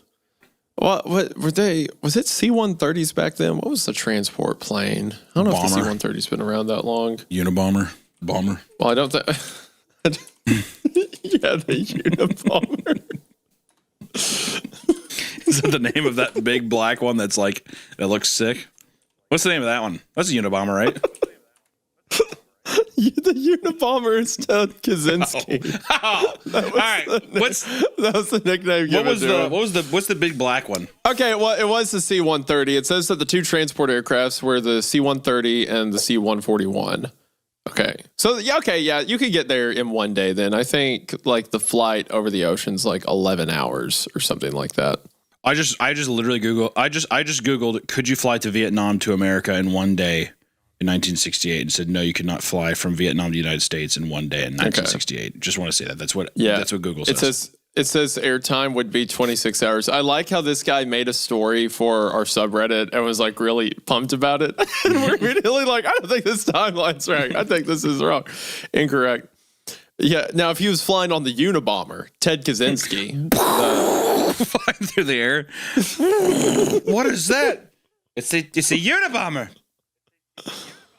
What is that? What is that actual airplane called? Which plane are you talking about? It's the fucking big black one that's like kind of flat and wide. Oh, the B-2. Is that what's called B-2 bomber? That's what I was talking about. That's what they flew home. I think sick. The stealth bomber. Yeah, the stealth bomber. He's sneakily gonna break the laws of time and get home from Vietnam to America in one day. Okay, so the B-2 production ended in the year 2000. So I don't think in 1969 he would have. We don't make him anymore. Had access to one. No, they still make them. I'm saying that's when they started. It was first made in 1988, and the production was from 1988 to 2000. You know those things cost over $1 billion? Yeah, easy. Chum change. Anything to get our boys home, right? What could we be carrying that's worth $1 billion? It's $2 billion, actually. It's $2 billion. That seems like such an excessive amount of money to put into a stupid fucking plane. To get our boys home, just randomly getting like really political about it. So someone crashed one during a test flight too. Was he fired or killed? I mean, he had to have been killed. I'm sure he was fired. But it was on landing. He lived the crash, but like the plane was destroyed. Just $2 billion wrecked. Yeah, I think $2 billion for a stupid fucking plane is not worth it. Think about what you could do for $2 billion, man. Yeah. Think about how many Dave & Buster's you could open with $2 billion. That's how many Dave & Buster's? It cost a minimum of $11.8 million with a requirement of a significant portion, around $4 million to $6 million, to open a Dave & Buster's. All right? Okay, hold up. With $2 billion, you could open about 400 company-owned locations. I just want to say that that's what we're missing. I mean, like, I'm not trying to get political or anything, but that's what we're missing. Mm-hmm. I thought you said anything to bring those boys home. Well, I mean, that's before I knew. I mean, even though the B-2 bomber wasn't really bringing anyone home, it was a bombing plane. I thought that it dropped the people off. That's why they called it the bomber. Like it's like a big parachute plane. No, it drops bombs. Well, I mean, would you? That's why it's called a bomber. Well, it's that kind of like sour cadence. So it's very obvious now, but you know. Do you think the ones people jump out of, the carriers, would be called bombers? I mean, God, it's sick, isn't it? Isn't that kind of cool? If you're like, bombs away, boys, and you dropped all the people, it'd be fucking cool. Okay, I'm pretty sure every aerial combat unit jumps out of C-130s. So it's just like the standard, the back door drops open and they run out. What the fuck of is it. this? Is this the Unsub podcast? Why don't we get back to fucking this horror story? Okay, all right, yeah. Okay, whatever. Okay, I'm not going to get mad. Sharon, my younger sister by 5 years, was only 18. She had absolutely been a daddy's girl from the time she could speak, so I could imagine she was devastated. Michael was our younger brother, and he was only 15. I'd been in Vietnam for 4 years at this point, so I missed his becoming a teen era. I'd gotten letters, though, describing how difficult he had become from my mother. Apparently, he was a real rebel, having been caught drinking, smoking reefer, even got himself in some hot water when he burned down an abandoned factory. All right. Stood up, and I could hear my mother saying something on the radio, but all I could think about was my father. I wasn't there in his final moments. The worst part of it for me was that I wasn't even drafted. I chose this, stupidly, of course. Instead, I should have stayed home. I should have let my parents get me set up with a cushy government job. I hadn't seen them in 4 whole years. Now I never would again. My mother was accurate with the information. It wasn't long after a helicopter landed to evacuate me to the nearest friendly airport and out of Vietnam altogether. Some 16 hours after waking up, I was home. Stolen from the war into the dead of night. Upon landing in Washington, D.C., I was greeted by a driver holding a sign with my name on it. We rode quietly through the night to my family's townhouse in the city. If I thought the air in Vietnam was thick, it was nothing compared to the somber stillness that awaited me in the house. Despite it being 1 a.m, I could hear Sharon upstairs crying, layered into the far too loud song, Fortunate Son, blaring from Michael's room. My mother was sitting on the stairs, awaiting my arrival. Her eyes were puffy and red as she strode over to embrace me, and the moment my arms wrapped around her, she began to sob. I held my mother there for some time before I went to comfort Sharon. I noticed Michael's door was plastered with anti-war stickers, peace signs, and other hippie shit. After I got done trying and failing to pacify my sister, I went to his door, which was locked. I sighed and went to my parents' room. I glanced at the ceiling, where I had looked down at my father in my dream, expecting nothing, only to be shocked by what looked like someone had taken a torch or a lighter and held it just below the spot, enough to singe the plaster, only in the shape of a ring. I walked over and got onto the bed, reaching out on my tippy toes to brush the circular ring spot. Soot or ash came off onto my finger, which I rubbed together and smelled. It didn't smell like soot or ash. It smelled like oranges and pine needles if you burned them together. Buried my father that weekend. The entire time I was back home, Michael wouldn't so much as look at me, let alone speak to me. He was a lot different from when I had left, gangly and taller, with long hair down past his shoulders. He was sprouting peach fuzz along his lip, and he always wore an olive green jacket with a graphic band tee underneath it, even to the funeral. A few weeks passed, and eventually my mother began to insist I take that cushy job instead of going back to Vietnam. Ultimately, I decided she was right. She began to plead for Michael's sake. She had me honorably discharged. It set me up a lab in the city. Esoteritronics. It was a what kind of cushy government job is that? You have a lab called Esoteritronics. It was a leading government-funded research site for electronics. Something I had actually shown some promise with as a kid in the Army. Come on, wait. Time out. It was a leading government-funded research site for electronics, and it's called Esoteritronics.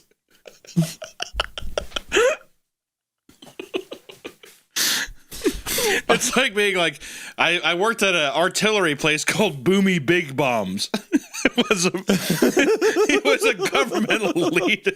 It was a governmental leading funded artillery. It's I mean, to the story's credit, if it was a public business that the government was just using and funding, then it could be any name.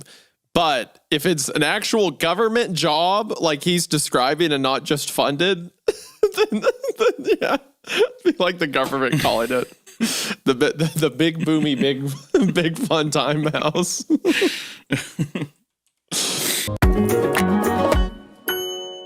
I was constantly fixing up radios and other gear, so it fit me well. I began pretty small there, mainly doing office administration type of work. Over the course of the next few years, however, I went back to college and graduated. This resulted in a bump up the ladder, so to speak, so I was now able to take on more advanced tasks. Winter of 1984.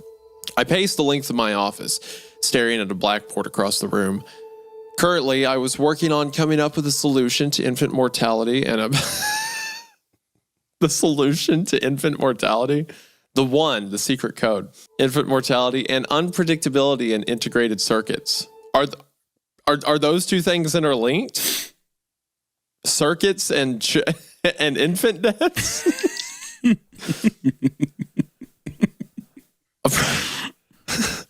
He's just sitting at his desk holding like a baby doll and a computer chip, and he's like, there's got to be a way. The technology just isn't there yet. If only I had more time. He has a desk covered in baby dolls. He just like swipes it off.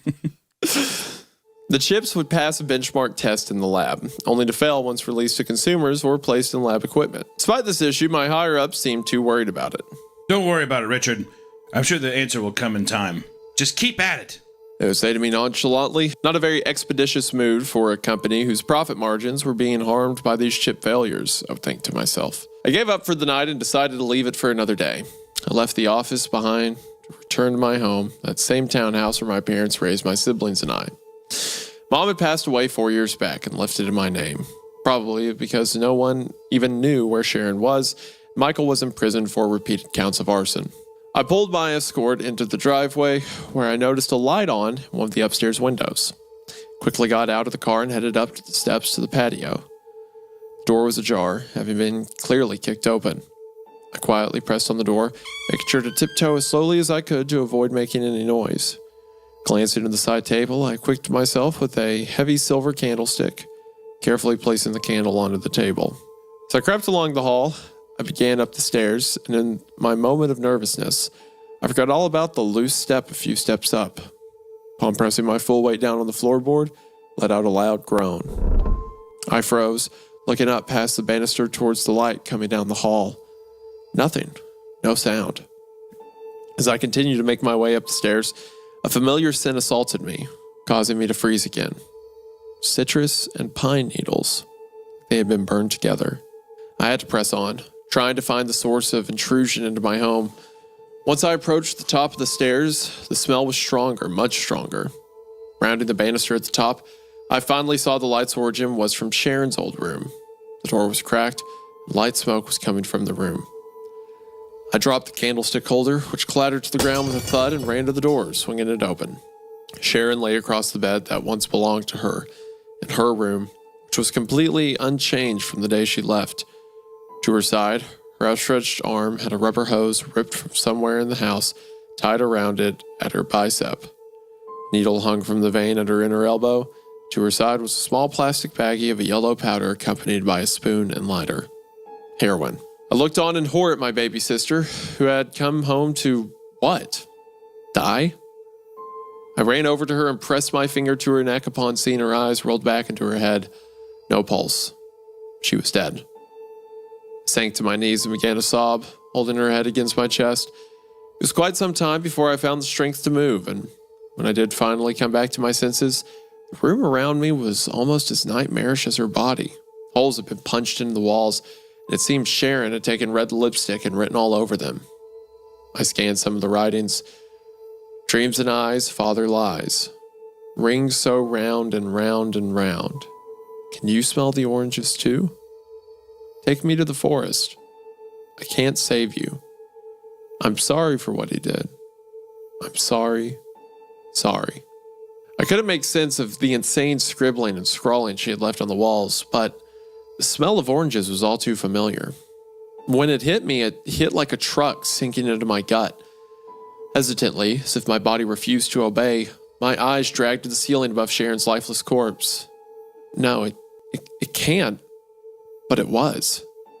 A small ring of soot and ash was imprinted onto the ceiling. I stood now, my legs shaking, climbed onto the bed beside Sharon. My hand extended towards the spot, only this time it was hot. Hotter than a stove eye. I could barely get close enough without it feeling as though I was going to burn me. What was this? What's this stuff? Was it something from heating the heroin? Was this how my father had died? Was he secretly an addict? I got back off the bed and removed the needle from Sharon's now cold arm. Took the heroin and flushed it down the toilet before calling 911.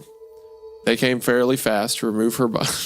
No need to check if it was laced or, tag or anything like that. Just get rid of it. They came fairly fast to remove her body and didn't ask about the writing on the walls or obvious lack of drugs. The police came and asked me questions. I answered honestly and told them what I had done with the heroin, offered condolences, and then left. The house that had already felt empty now felt like a pit of endless darkness and despair. This place had claimed two of the people I had loved. I decided it wouldn't claim me too. Within a few months, I had listed the house for sale, and within a few more, it had sold. With it came a change for my life, because in the spring of 1985, I both met my wife, who lived within the same complex I had moved into, got a huge promotion at work for absolutely no reason whatsoever. Interesting thing of it, it jumped like... Would it jump like... It jumped 5 years and now 2 years. 2 years, yeah. Interesting. And pretty much this... Oh, wait, no. 15 years. Because it went from 69 to 80. Yeah. So a long time. And the big thing is he's basically fallen into this, I wouldn't say mundane, but kind of like formulaic life. Comes back home and his sister has died of a heroin overdose. I guess I'm wondering... Also, the mom has passed too now. So it's just the only one still alive is his brother. Yeah, him and his brother. Okay. Yeah, I'm trying to see. Yeah. After that, we get another jump of 2 years, spring 1986. My life was slowly coming together now, it felt like. Better late than never at all, I suppose. I was now married to my beautiful wife, Elaine Cook. She quickly became my whole world. She inspired me to do better, to be better. Despite having been abandoned as a child, orphaned at the age of 2, she was incredibly strong-willed and persistent. She had worked herself to the bone, getting ahead in life, making sure her past never defined her. Things at work had taken a turn in March of 85 when I was both taken off the Infancy Mortality Project and assigned to finding a way to deal with high-temperature diffusion in chipsets. This promotion came with a higher clearance than before, and I gained access to portions of the building I didn't know existed. Originally, I had worked in the labs found in the second sub-basement. To my assumption, the last basement. To my surprise, when my new clearance came, I was informed I would be in the 11th sub-basement from now on. I remember the conversation pretty vividly. My manager, Timothy Ruths, who was also a high-ranking Army general, had come into my office in the morning. Still no luck on the infancy mortality, Dick? No, unfortunately not. Well... He just has a bunch of baby dolls. He's like, there's got to be a clue. No, just a bunch of dead battery babies on my desk. He's just like, he has a slingshot. Yeah. On his all desk. the babies, all the baby dolls have like goggles and helmets on and like a giant bullseye on the wall. He's just hurling them into the wall. No, they're still dying on impact, Sergeant. At ease, Dick. Just all night, he's got a clipboard and he's like walking over to the dolls and writing notes and then putting it back in the slingshot. That's all right. Not every problem is going to get solved immediately. That said, we're outsourcing this problem. I'll keep trying, Sergeant. Thank you, sir. Attention. Just that not every problem is going to get solved immediately as they're flying in between the two of them. Like straight into the walls.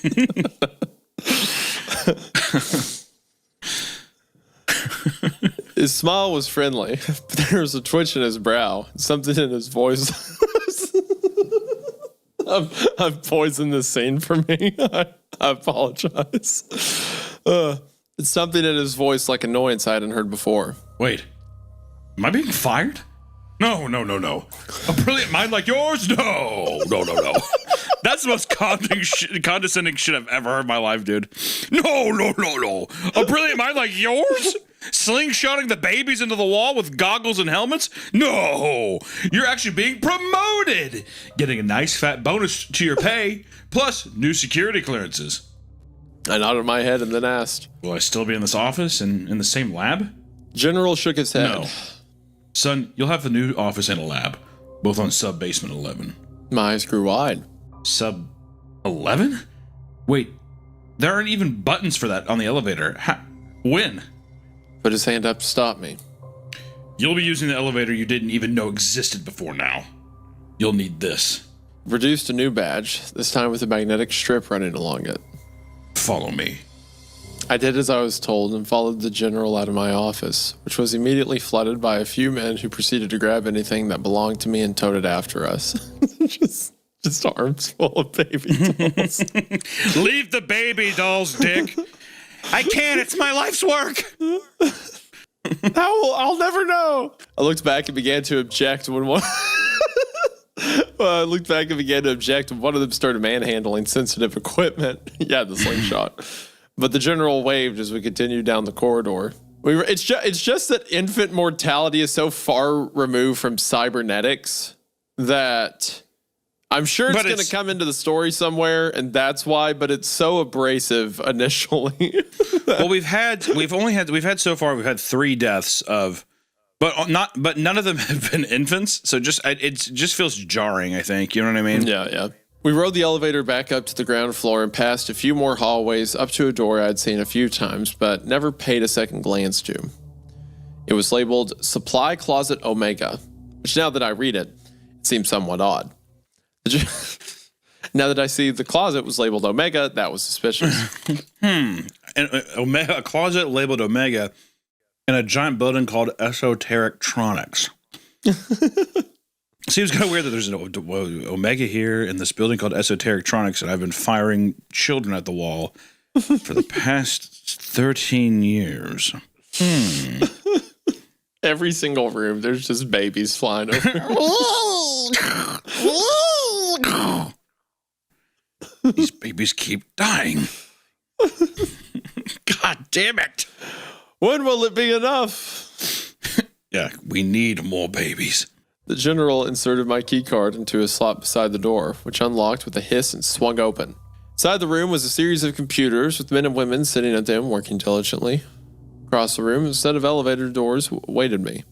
You'll be working alongside these men and women here when it comes to contacting us with project updates. Through the elevator, you'll find an access to sub-levels 3 through 11. Go ahead and head down to your lab, and you'll be briefed by your colleagues. Your office is just there. And he pointed to another door, which now had my name on it. I walked up to the office door and opened it. A scent of oranges and pine needles wafted out of the office, which seemed old and unused. When I closed the door again, the glass rattled slightly. I could see that the lettering used to spell my last name was much older than the lettering used to spell my first. And I could also see the outlines of residue and the shapes of letters spelling my father's name underneath it. Do you think he's just being tested on? No, I think the idea was that he thought his father was stay at home, didn't have a job, but he was actually part of this program. Yeah. Flash forward a year, and I was no closer to a solution to this problem than I was infancy mortality issues. You gotta quit mentioning that. The babies won't stop falling. Damn you, baby! Damn you to hell! No matter what I tried, what combination of elements were used or methods of cooling, helium still seemed like the best option. I left the office on a cool spring night, air damp from recent rain, and drove home to my 2-bedroom apartment I shared with Elaine.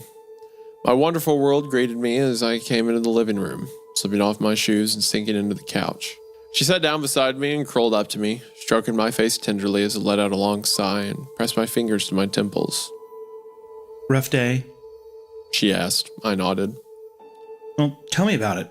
Not particularly. It's just that we're no damn closer to a solution now than a year ago. She stroked my chest now, almost nervously. Well, I have some exciting news. I looked up and she reached behind her, slowly pulling...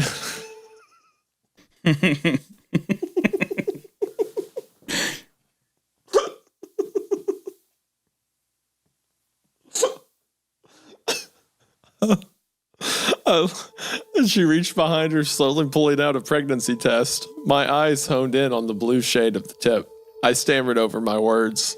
What? Wait, are we? I'm gonna be a dad? She nodded, her head excitedly, and I wrapped her up in my arms and I jumped off the couch, picking her up and dancing around. This baby is gone. I hate to say it, but this baby is fucking dead, dude. It's such a bummer. It's such a bummer to be like, we're so happy, and just to know I'm like, there's no fucking way in hell that baby is lasting. They've mentioned infant mortality 3 times. They've mentioned infant mortality rates far too often to have any kind of hope that this baby's gonna make it to fucking 2. Yeah, right, bro. God. Daddy wants to introduce you to my slingshot. Yeah, that's why I was gonna make a joke about how that the story now enters an interesting moral complexity, because it's like, you know, his whole career is slingshotting babies, but now that he has one of his own, will he be able to put it in the slingshot? I think what's gonna happen, if I can try to set up my own bear trap, is that the dad, which by the way, bear trap with the baby dying thing. I know the story brought it up, but it's mine. It's mine now. So that's fine. I think that we're heading in an area where the dad tested on something on the main character when he was a baby, and it's getting ready to be like, the cycle continues kind of thing. Yeah. I don't know what that experiment is, but I do think that it's like a generational kind of meme. Yeah, I think so. That's why he's able to see it, and I think all of his kids. That's probably why his sister and brother are so messed up. Yeah, they're older than him, or no? His sister was 5 years younger than him, right? Yeah, I think they all were, but I think all of them have been experimented on. We kissed deeply and went to the bedroom to celebrate. That night, for the first time in a year, I dreamed. In the dream, I was floating once again in that black room where only a sliver of light could be seen. This time, there were no figures moving in the light beyond. The light began to fade, and soon, I was enveloped in nothing but a pitch-black darkness. It's if I shut my eyes tightly. In the void, I could see small dots. No, clusters of dots, with rings rotating around them, and each ring containing its own dots. I recognized these as atoms. As the dots floated freely above my head, I counted the electrons. Around me floated atoms of lanthanum, barium, copper, and oxygen. Soon, the metal atoms would dance around me, combining in pairs with the oxygen ones to form powders and solids, then fire, blazing hot from underneath, as if a portal to hell had opened up. And I could feel the flames lick me from underneath. It came and it burned everything around me until all at once it disappeared. What was left was a shiny, black floating disk of lanthanum, barium, copper oxide, perfect material for my problems, a superconductor capable of handling the heat of hell. I woke up in a sweat with Elaine beside me and jumped out of bed, which garnered a groggy response from Elle. So excited I didn't even recognize that all too familiar smell in the air. I ran into the living room and dragged out a blackboard where I hastily wrote down the formula of this new inorganic compound. CuBa0, 15La, 1.85 oxygen 4. But you have a 1 point? A point, whatever. I sketched out the structure and stepped back to look at my work. Yes, this was it. The solution to my problems. I quickly went over to the phone and began to dial the number to the lab before a clock on the stove caught my eye. It was only 3 a.m. No one was even awake or there right now. I couldn't sleep. When Elaine woke up around 5, she came into the living room where I'd sat staring at the blackboard the entire time. Richard? I smiled at her, Elaine, this is it. The solution to the heat. pointed eagerly at the blackboard, which she glanced at and gave me a groggy thumbs up before going back to the bathroom. Another hour passed and Elaine left to go to the hospital she worked at as a nurse on base in Maryland. Finally, I was able to get ready and head out myself for the lab. I was so eager to share my discovery that I had to drive back 10 minutes in and get my key card. When I got to the lab, I could hardly contain myself. I entered the supply closet and revealed my findings to my colleagues and team of workers who relayed the information to the general. It was a few hours later when he would arrive, coming down to the 11th sublevel and into the lab. Richard! Good news, I hear! He opened his arms wide and then came in to shake my hand. His grip was tight on my hand. Yes, sir, very, very good news. A breakthrough! I said excitedly, clasping the open hand and shaking it. I've discovered the key to our heating problem. This is wonderful, son. Tell me, how'd you do it? Oh, sir, that's the funniest thing about it. It was a dream, actually. Caught a glance between the general and one of my colleagues, followed by a small nod. Then he turned his gaze back to me. Walk with me, son. I did as I was told and fell into step beside the general. A dream, huh? We approached the elevator. The doors opened and we stepped inside. As the doors were shut, for the second time in my time here, I saw men entering the lab to take things out. Sir? What do you know about your father, son? I stared at him in a stunned silence before asking quietly. My father? The elevator lurched and its doors opened. We couldn't have gone farther than a floor or two. Yes, son, your father. I understand he was a stay-at-home father for most of your life. What do you know about before your life? I raked my memory for stories about him before me being born, only to be slightly shocked. I knew absolutely nothing. I responded as much and the general nodded. I suspect they'd keep it quiet. It was their duty, after all. He stepped out into an enormous room with computer towers and monitors active, all of them stationed by men in radiation suits. 2 of the men got up and brought us suits of our own. The general indicated for me to suit up, and I did. Looked at one of the men and said, Make sure all that info from upstairs gets out to IBM. They'll know what to do with it. The man nodded, got on the elevator, and ascended. Strode over to some consoles, which showed on its black screen of dots surrounded by interlocking rings, each ring itself containing multiple dots. An atom, sir? The general chuckled. Well, kind of, but no. We walked to a door on the far side of the room and entered a hallway which shot out for a few hundred feet before turning sharply to the right. Your father worked here, as I'm sure you noticed by the door. In the late 30s and early 40s, he worked on a top-secret project. You know it as the Manhattan Project. Down here, we just called it another part of Project Gabriel, as we will with your superconductors. Unofficially. Officially, that information is on its way to IBM. I know it's saying like, oh, it was a part of a greater test, but that's just funny that it's like, yeah, to me, the Manhattan Project is just another project. That's what it's like in this sick and twisted mind of mine.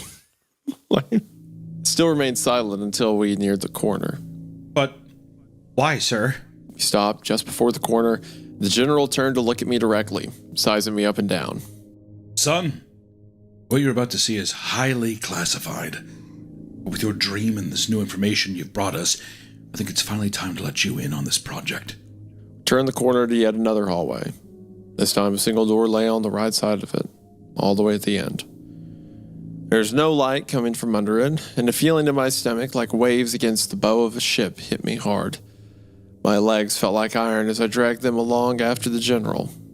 The door at the very end of the hall had a keypad to its side, and the general stepped in between me and the pad to enter a code.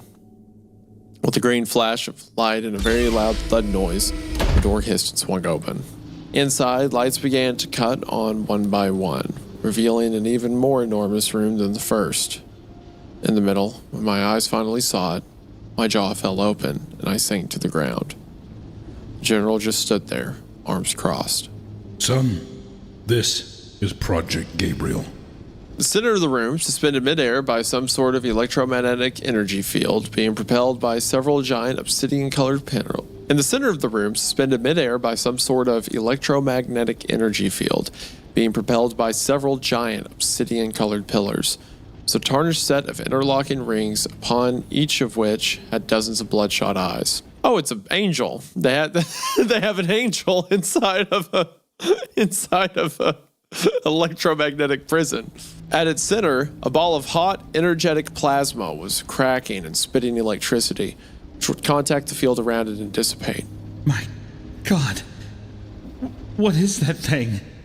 The general put a hand on my shoulder and shook, prompting me to stand up.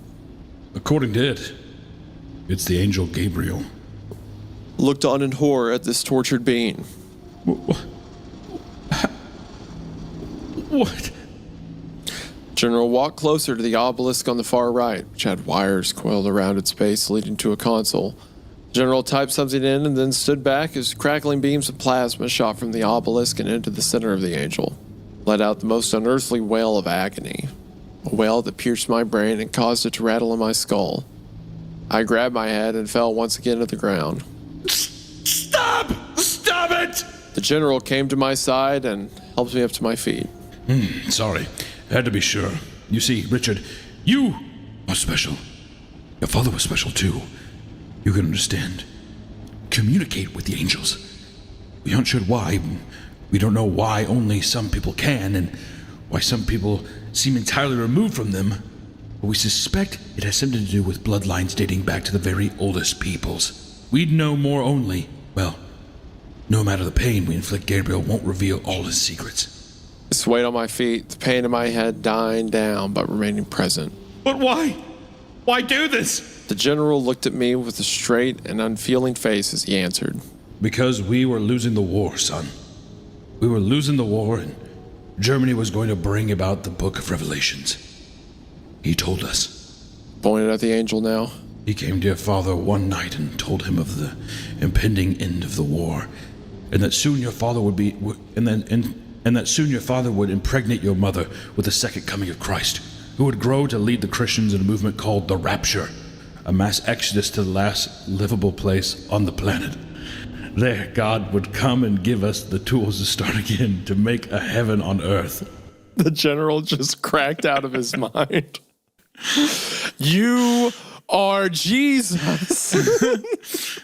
Are you serious? That's awesome. What? Me? Wow. I'm Jesus? Are you saying that I'm Jesus Christ? Meanwhile, the angel's like, ah!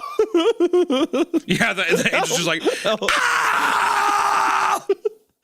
Why do you think it's a good? Please. If you had an angel there, I like how the angel flew up one day. His big stupid fucking eyes floating around. He's just like, "Hey, no, seriously, by the way, Hitler's gonna blow up the world." And they're like, "Imprison that thing!" they're like, "Lock it away!" Yeah, like it came down to visit him, and they all jumped on him to hold it down. Like, quick, put it in the time prison. Put it in the time prison. No!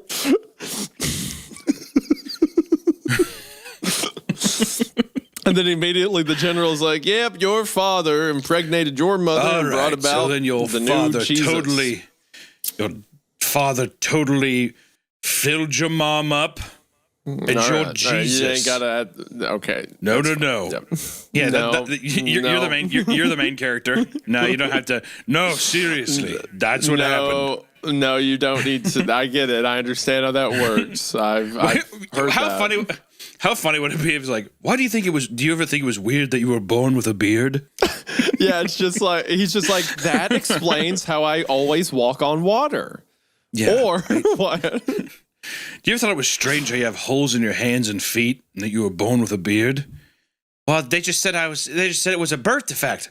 No, you're Jesus Christ. Yeah, the entire story he's wore like the purple sash and like the white robe, and he's like, wow, he's got a white robe and everything, and he's just like, I can't believe I got a job at Esoteritronics. Oh. All right, and they've imprisoned the angel Gabriel, apparently. Yep. Also, the angel was like, hey, you guys should probably stop Hitler. And then they caught him. I mean, Like, with that's a what I really mean. It's big like net. what I mean is they like he came up and he's like, No, seriously, I'm telling you, this guy's gonna like fucking blow up the world or something. he's like giving them like a kind of a cool heads up, and they're like, that sounds good. Sedate him. And they're why do this? It's like, yeah, tell me more. And behind their Also, back, they're raising, they have a frying pan that they're gripping. Yeah. Ding.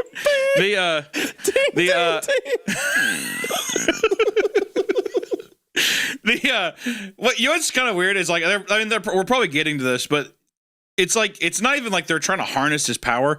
The guy literally just flew in and he was like, No, seriously, if you should seriously like fuck, you should like watch out because it's gonna be crazy. because he's just like, why do this? Because we were losing the war. And it's just like, well, all he did was tell you that Hitler was going to blow up the fucking world. I assume what it's saying, because they're like, Project Manhattan was just a part of Project Gabriel. I assume it's They use the saying energy. that they gave the Americans the ability to create nuclear weapons, I think is what's being implied. The look on my face was pure incredulity, despite the evidence. Your father, the diligent soldier he was, came to me and reported what he had been told. We couldn't allow that. So we scoured ancient text and we found a way to trap Gabriel.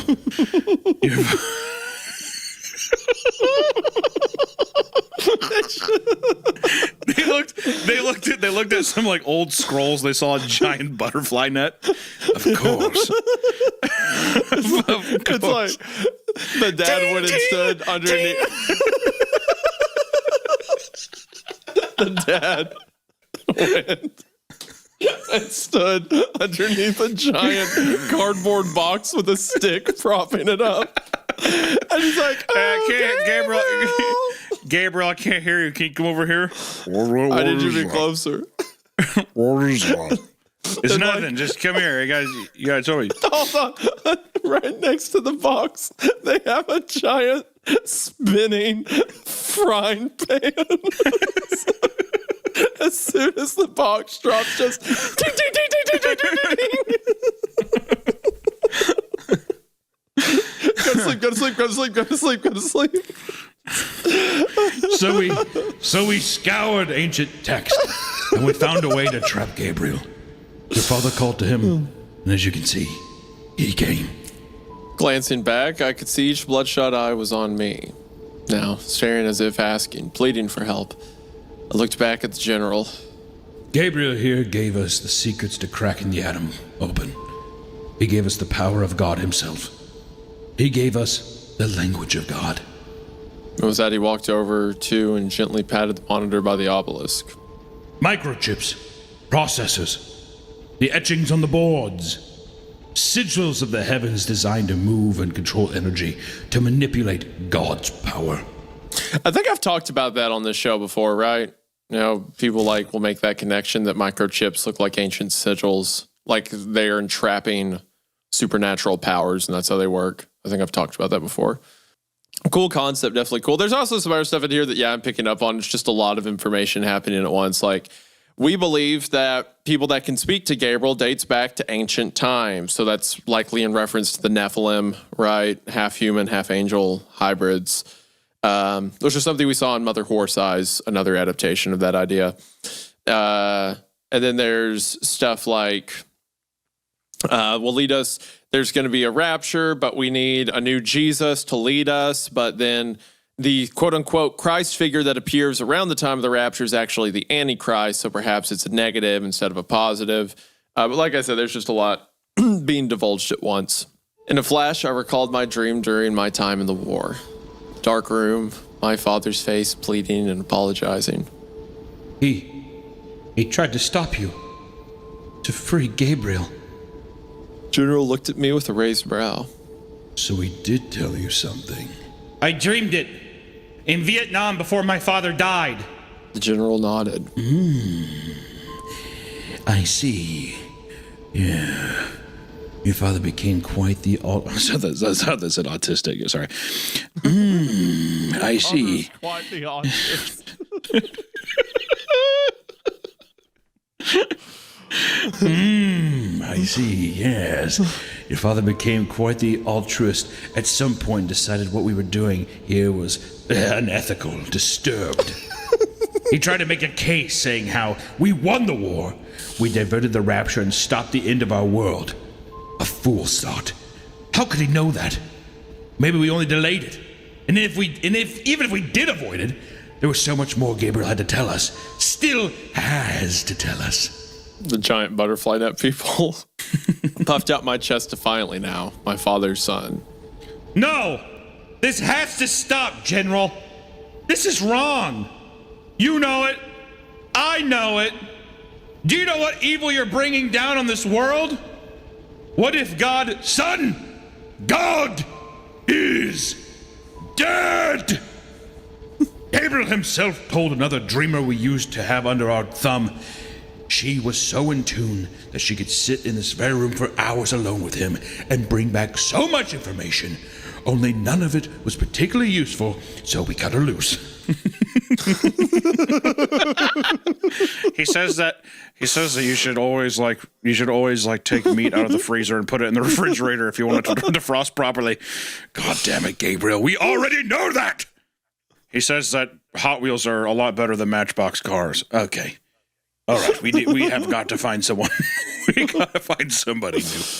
He says, Gabriel says, be sure to check your credit history before you apply, because if you do it at the application, there could be some unseen things. And you don't really trust the company, so. Gabriel says to always ask the car dealership for the Carfax on the car before you actually buy it. And Gabriel said Simon Says is a little better than Bop It, but he says he likes to play both. I like that she said because it's obviously a sister, right? Right. Yeah, that's talking. So it's like sisters sitting there for like 17 hours just having this. Yeah, Gabriel said that his favorite comedy of all time is Kung Pao. It's like they're like, what about? Is there anything cool with like solving cancer? Let me ask. No, nothing about that. No, he says no. But he does have Bop It. He does have Bop It if we want to play that. But he does have a pretty killer streak on Bop It. God damn you! I like the idea that as soon as Sharon got out, she's like, well, I should probably overdose now. It's probably all I got left going. Or was it the existential crisis of being like God's dead? I can't handle it, so I'm just going to fucking get high. Yeah, but if you don't trust anything they're saying and they don't have good info, then why would you trust the God is dead thing? I thought because she said Gabriel said that. That's what he said. Is that not what Gabriel said? Oh, yeah. Gabriel's giving her good info. It's just not useful to them. Yeah. So he's like sitting there. He's like, no, seriously, like the best way to do mac and cheese is to bake it in the oven and have like a little crispy layer on top. Also, God's dead. You also want to figure out that like when you're reseeding your lawn. Hey, what is that last word? When you reseed your lawn, you want the one before that. Oh yeah, he's been dead. He's dead. He's gone. Yeah, he's been gone a while. Why do you think I'm down here? You know what I mean? What the fuck do you think I'm doing? Why do you think I'm stuck inside of this box? Do you think that would happen otherwise? Flashes in my mind of my baby sister sitting here in the dark with the angel before her. Sharon? General simply stared back and then said, correct. She threatened to tell on us, so we... She threatened to tell on us is such a funny line. Correct. She threatened to tell on us, so we did what had to be done.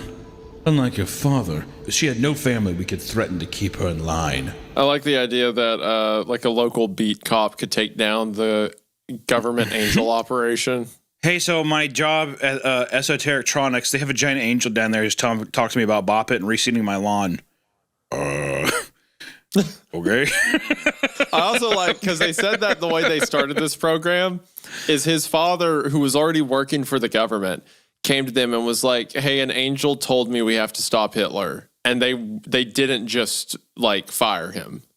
They were like, really? And then now imagine they think it's fake the whole time, and then they get him there, and the angel actually shows up, and they're like, oh my God. Is there a way that this connects in with Joseph Smith at all?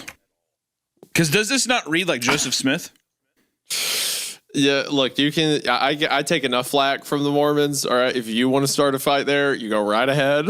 I'm not starting. I'm just saying that swinging. Joseph Smith he talked to the angels like that. That was a legitimate question. It could be no. I was just wondering. I thought Joseph Smith talked. Well, okay, yeah, sure. You know what, buddy? This is the Joseph Smith story, just for you. Better be careful making jokes like that. Then we'll. Okay, cut that. God. cut that from the episode. Oh Lord! It was right That's such a historic moment. That's a historic moment. That's the first time you've ever had a spastic cut that. Usually, I'm the person that says cut that. Cut that or bleep that or do something. Do not bleep that in the episode. The rush of heat to my head overwhelmed me, and I rushed the general in anger. I didn't think first, I could only act. He sidestepped, and I rushed past into the field of electromagnetic energy, which reacted violently. Time seemed to slow as the rotating rings beyond me came to a near halt. A booming voice within my head echoed out, Help me! Help me! Help me, please! Suddenly, time returned to me, and I was ejected outwards back onto the floor. The general shook his head. Now, son, please. Let's be pragmatic and reasonable, shall we? You do have a family. You wouldn't want anything to happen to your lovely wife and soon-to-be baby, now would you? I froze. How did he know about the baby? Was my house wiretapped? Were they surveilling me? I stood to my feet, shaken to my very core. You sick bastard. Leave them alone. Then work with us, son. Work with us. Think of all the discoveries to be made, the advancement for humanity. I rocked back and forth, woozy. I looked again to Gabriel, whose eyes bore sadness and pain I could scarcely imagine. Decades of torture, unnatural capture, decades more to come. No, I wouldn't do it. I wouldn't condemn this being to an eternity of torment. I couldn't. I stood tall with the false bravado. Well, I've never been a very religious man. The general smiled warmly, and then I replied. But I won't let you do this. Smile faded, turning into a grimace of annoyance. I made a run for the console this time, aiming to smash it or grab the wiring. Suddenly, a gunshot rang out, echoing through the chamber. Warm blood ran down my back and chest. I looked down to see a bullet hole directly through me. I clutched my chest and turned slowly, gurgling and coughing up blood, expecting to see the culprit of my death. The general stood there, arms folded behind his back with a look of disappointment. I swiveled my head around, and there at the door was Elaine, pistol in hand, no tear in her eye. I fell to the floor, no air in my lungs to protest or inquire. I heard the sound of her footsteps as she walked up to the general's side. Too bad you didn't agree, Daddy. The general nodded. Yes, well, we always have the backup. And he placed his hand on her stomach. Don't worry, I got pregnant by Jesus. So now I will have Jesus 2 or 3 at this point. Jesus. Backup Jesus. As I lay there, I listened to the raspy breath escape from my lungs. I was dying, no doubt about it. I really wasn't a very religious man, and I offered no prayer to God in my end. Despite this, as I lay there, life fading away, I could see the bright and warm light at the end of the tunnel of black. There stood my father, a smile on his face with a hand extended, my mother and sister at his side. Despite never being a religious man, I was going home. And that's the end. That's the end. So I like the concept. I don't really know how isotopes come into it. I guess because it's kind of drawing that atoms look like biblically accurate angels, which is a cool concept, and it brings up the thing that I like about like circuitry being sigils and stuff like that, or runes. Yeah, the microchip thing. Yeah, the microchip thing. I like all that. I like the stuff about an angel being imprisoned, and like I like the details about the family when it was kind of a mystery as to what they were writing about, what the burned hole in the ceiling means, how they're able to communicate with each other.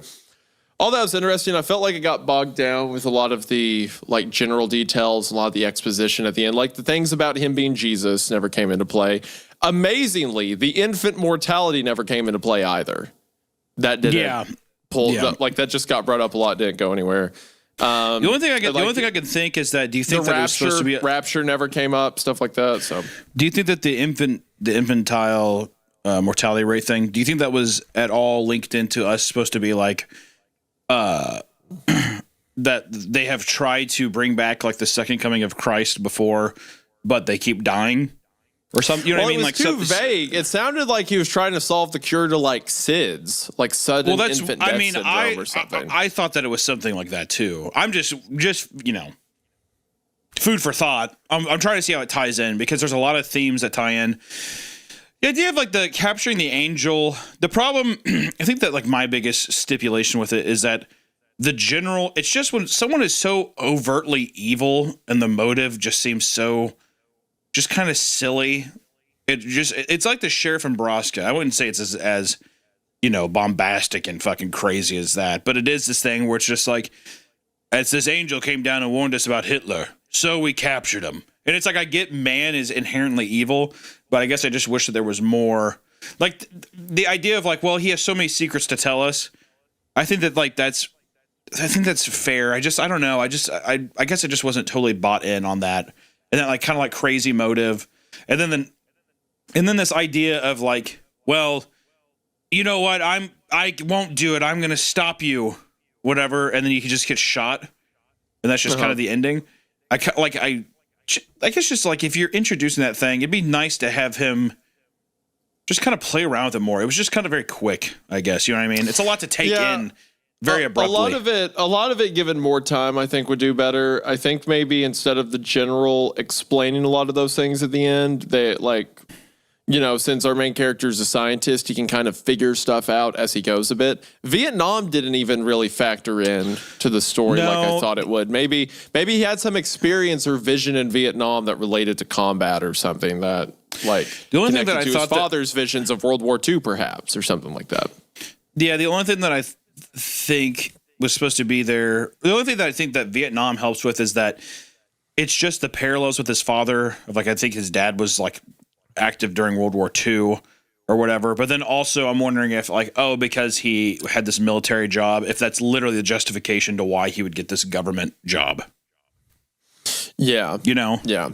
Versus it being like, well, I don't know. I got hired because like maybe that's just because my mom's a politician, which didn't really come into, except for mentioning maybe that because his dad was in this program, his mom was given political favor, maybe. But I also don't think you need the ending where he's going to heaven and seeing everyone. Also him being like, I'm not a religious man. It's like you have undeniable evidence of the supernatural and God. You're looking at an angel. So maybe you become that really quick all at once. I don't know. I mean, I think there's a lot of good elements. I think if you cut a lot of the fat and use that time to expand more on stuff the general reveals at the end so it comes more natural and isn't dumped all at once, I think it would read more naturally. Because I like the concept of like humanity imprisoned an angel, which is actually a concept in an ARG that's been floating around, a YouTube series that's been floating around called Angel Engine, that is about a group of scientists that imprison an angel and use it to try to make like a perpetual energy system. That's cool. Then like it's about heaven. Like I haven't watched it and I'm not that big of a fan of it because all the art for it's AI, which I think is really lame and dumb. But the concept of it is interesting. The idea of humanity imprisoning an angel and then like the supernatural war behind the scenes. Which I saw, I was listening to one YouTuber talk about it, and he raised the point that maybe it's actually kind of smart in a meta sense, because the series is about like humanity imprisoning a power they can't understand to try to get things that they want, and it's using AI. So maybe it's like a statement about AI because it does it, but it doesn't directly critique AI, and the whole thing's like made itself off of AI, so that may just be accidental, like irony, But anyway, I mean, I doubt it. I doubt it has that many meta layers behind it. I think that this story, though, I agree. I liked the idea of the, capturing a spiritual essence, and that's the thing that's been like progressing technology and all this other stuff forward for the past like 100 years or decades or whatever, and or decade, because it's only the 40s or the 80s. But I tell you, I like that Elaine is in on it. I think that I think to do something that makes it feel satisfying, because her coming in, it's just like there's a bunch of kind of cheesy things where you come in and it's like, oh, my wife is here, and it's like, sorry, Daddy, I guess he's a fucking idiot, and he's like, it's okay. We have all that. I think like it would have been interesting if he's like stressed, and if she would have made a really big emphasis on like reproduct, like being like, we need to have a kid, and like putting a big emphasis on that, to where you could have developed some of that kind of like weird, just kind of like some of the things in the background, to where if you reread it, you're like, oh fuck, that's why she was being so pushy with this or whatever. I think there's a lot of ways that you can get that going. Also, I think you could have had Gabriel trying to talk to you or something. You work at this job and you're getting all these signs and these different things. I'm still wondering where like the orange scent came in. Remember they kept putting like an emphasis on the that? orange and pine. Yeah, the orange and pine.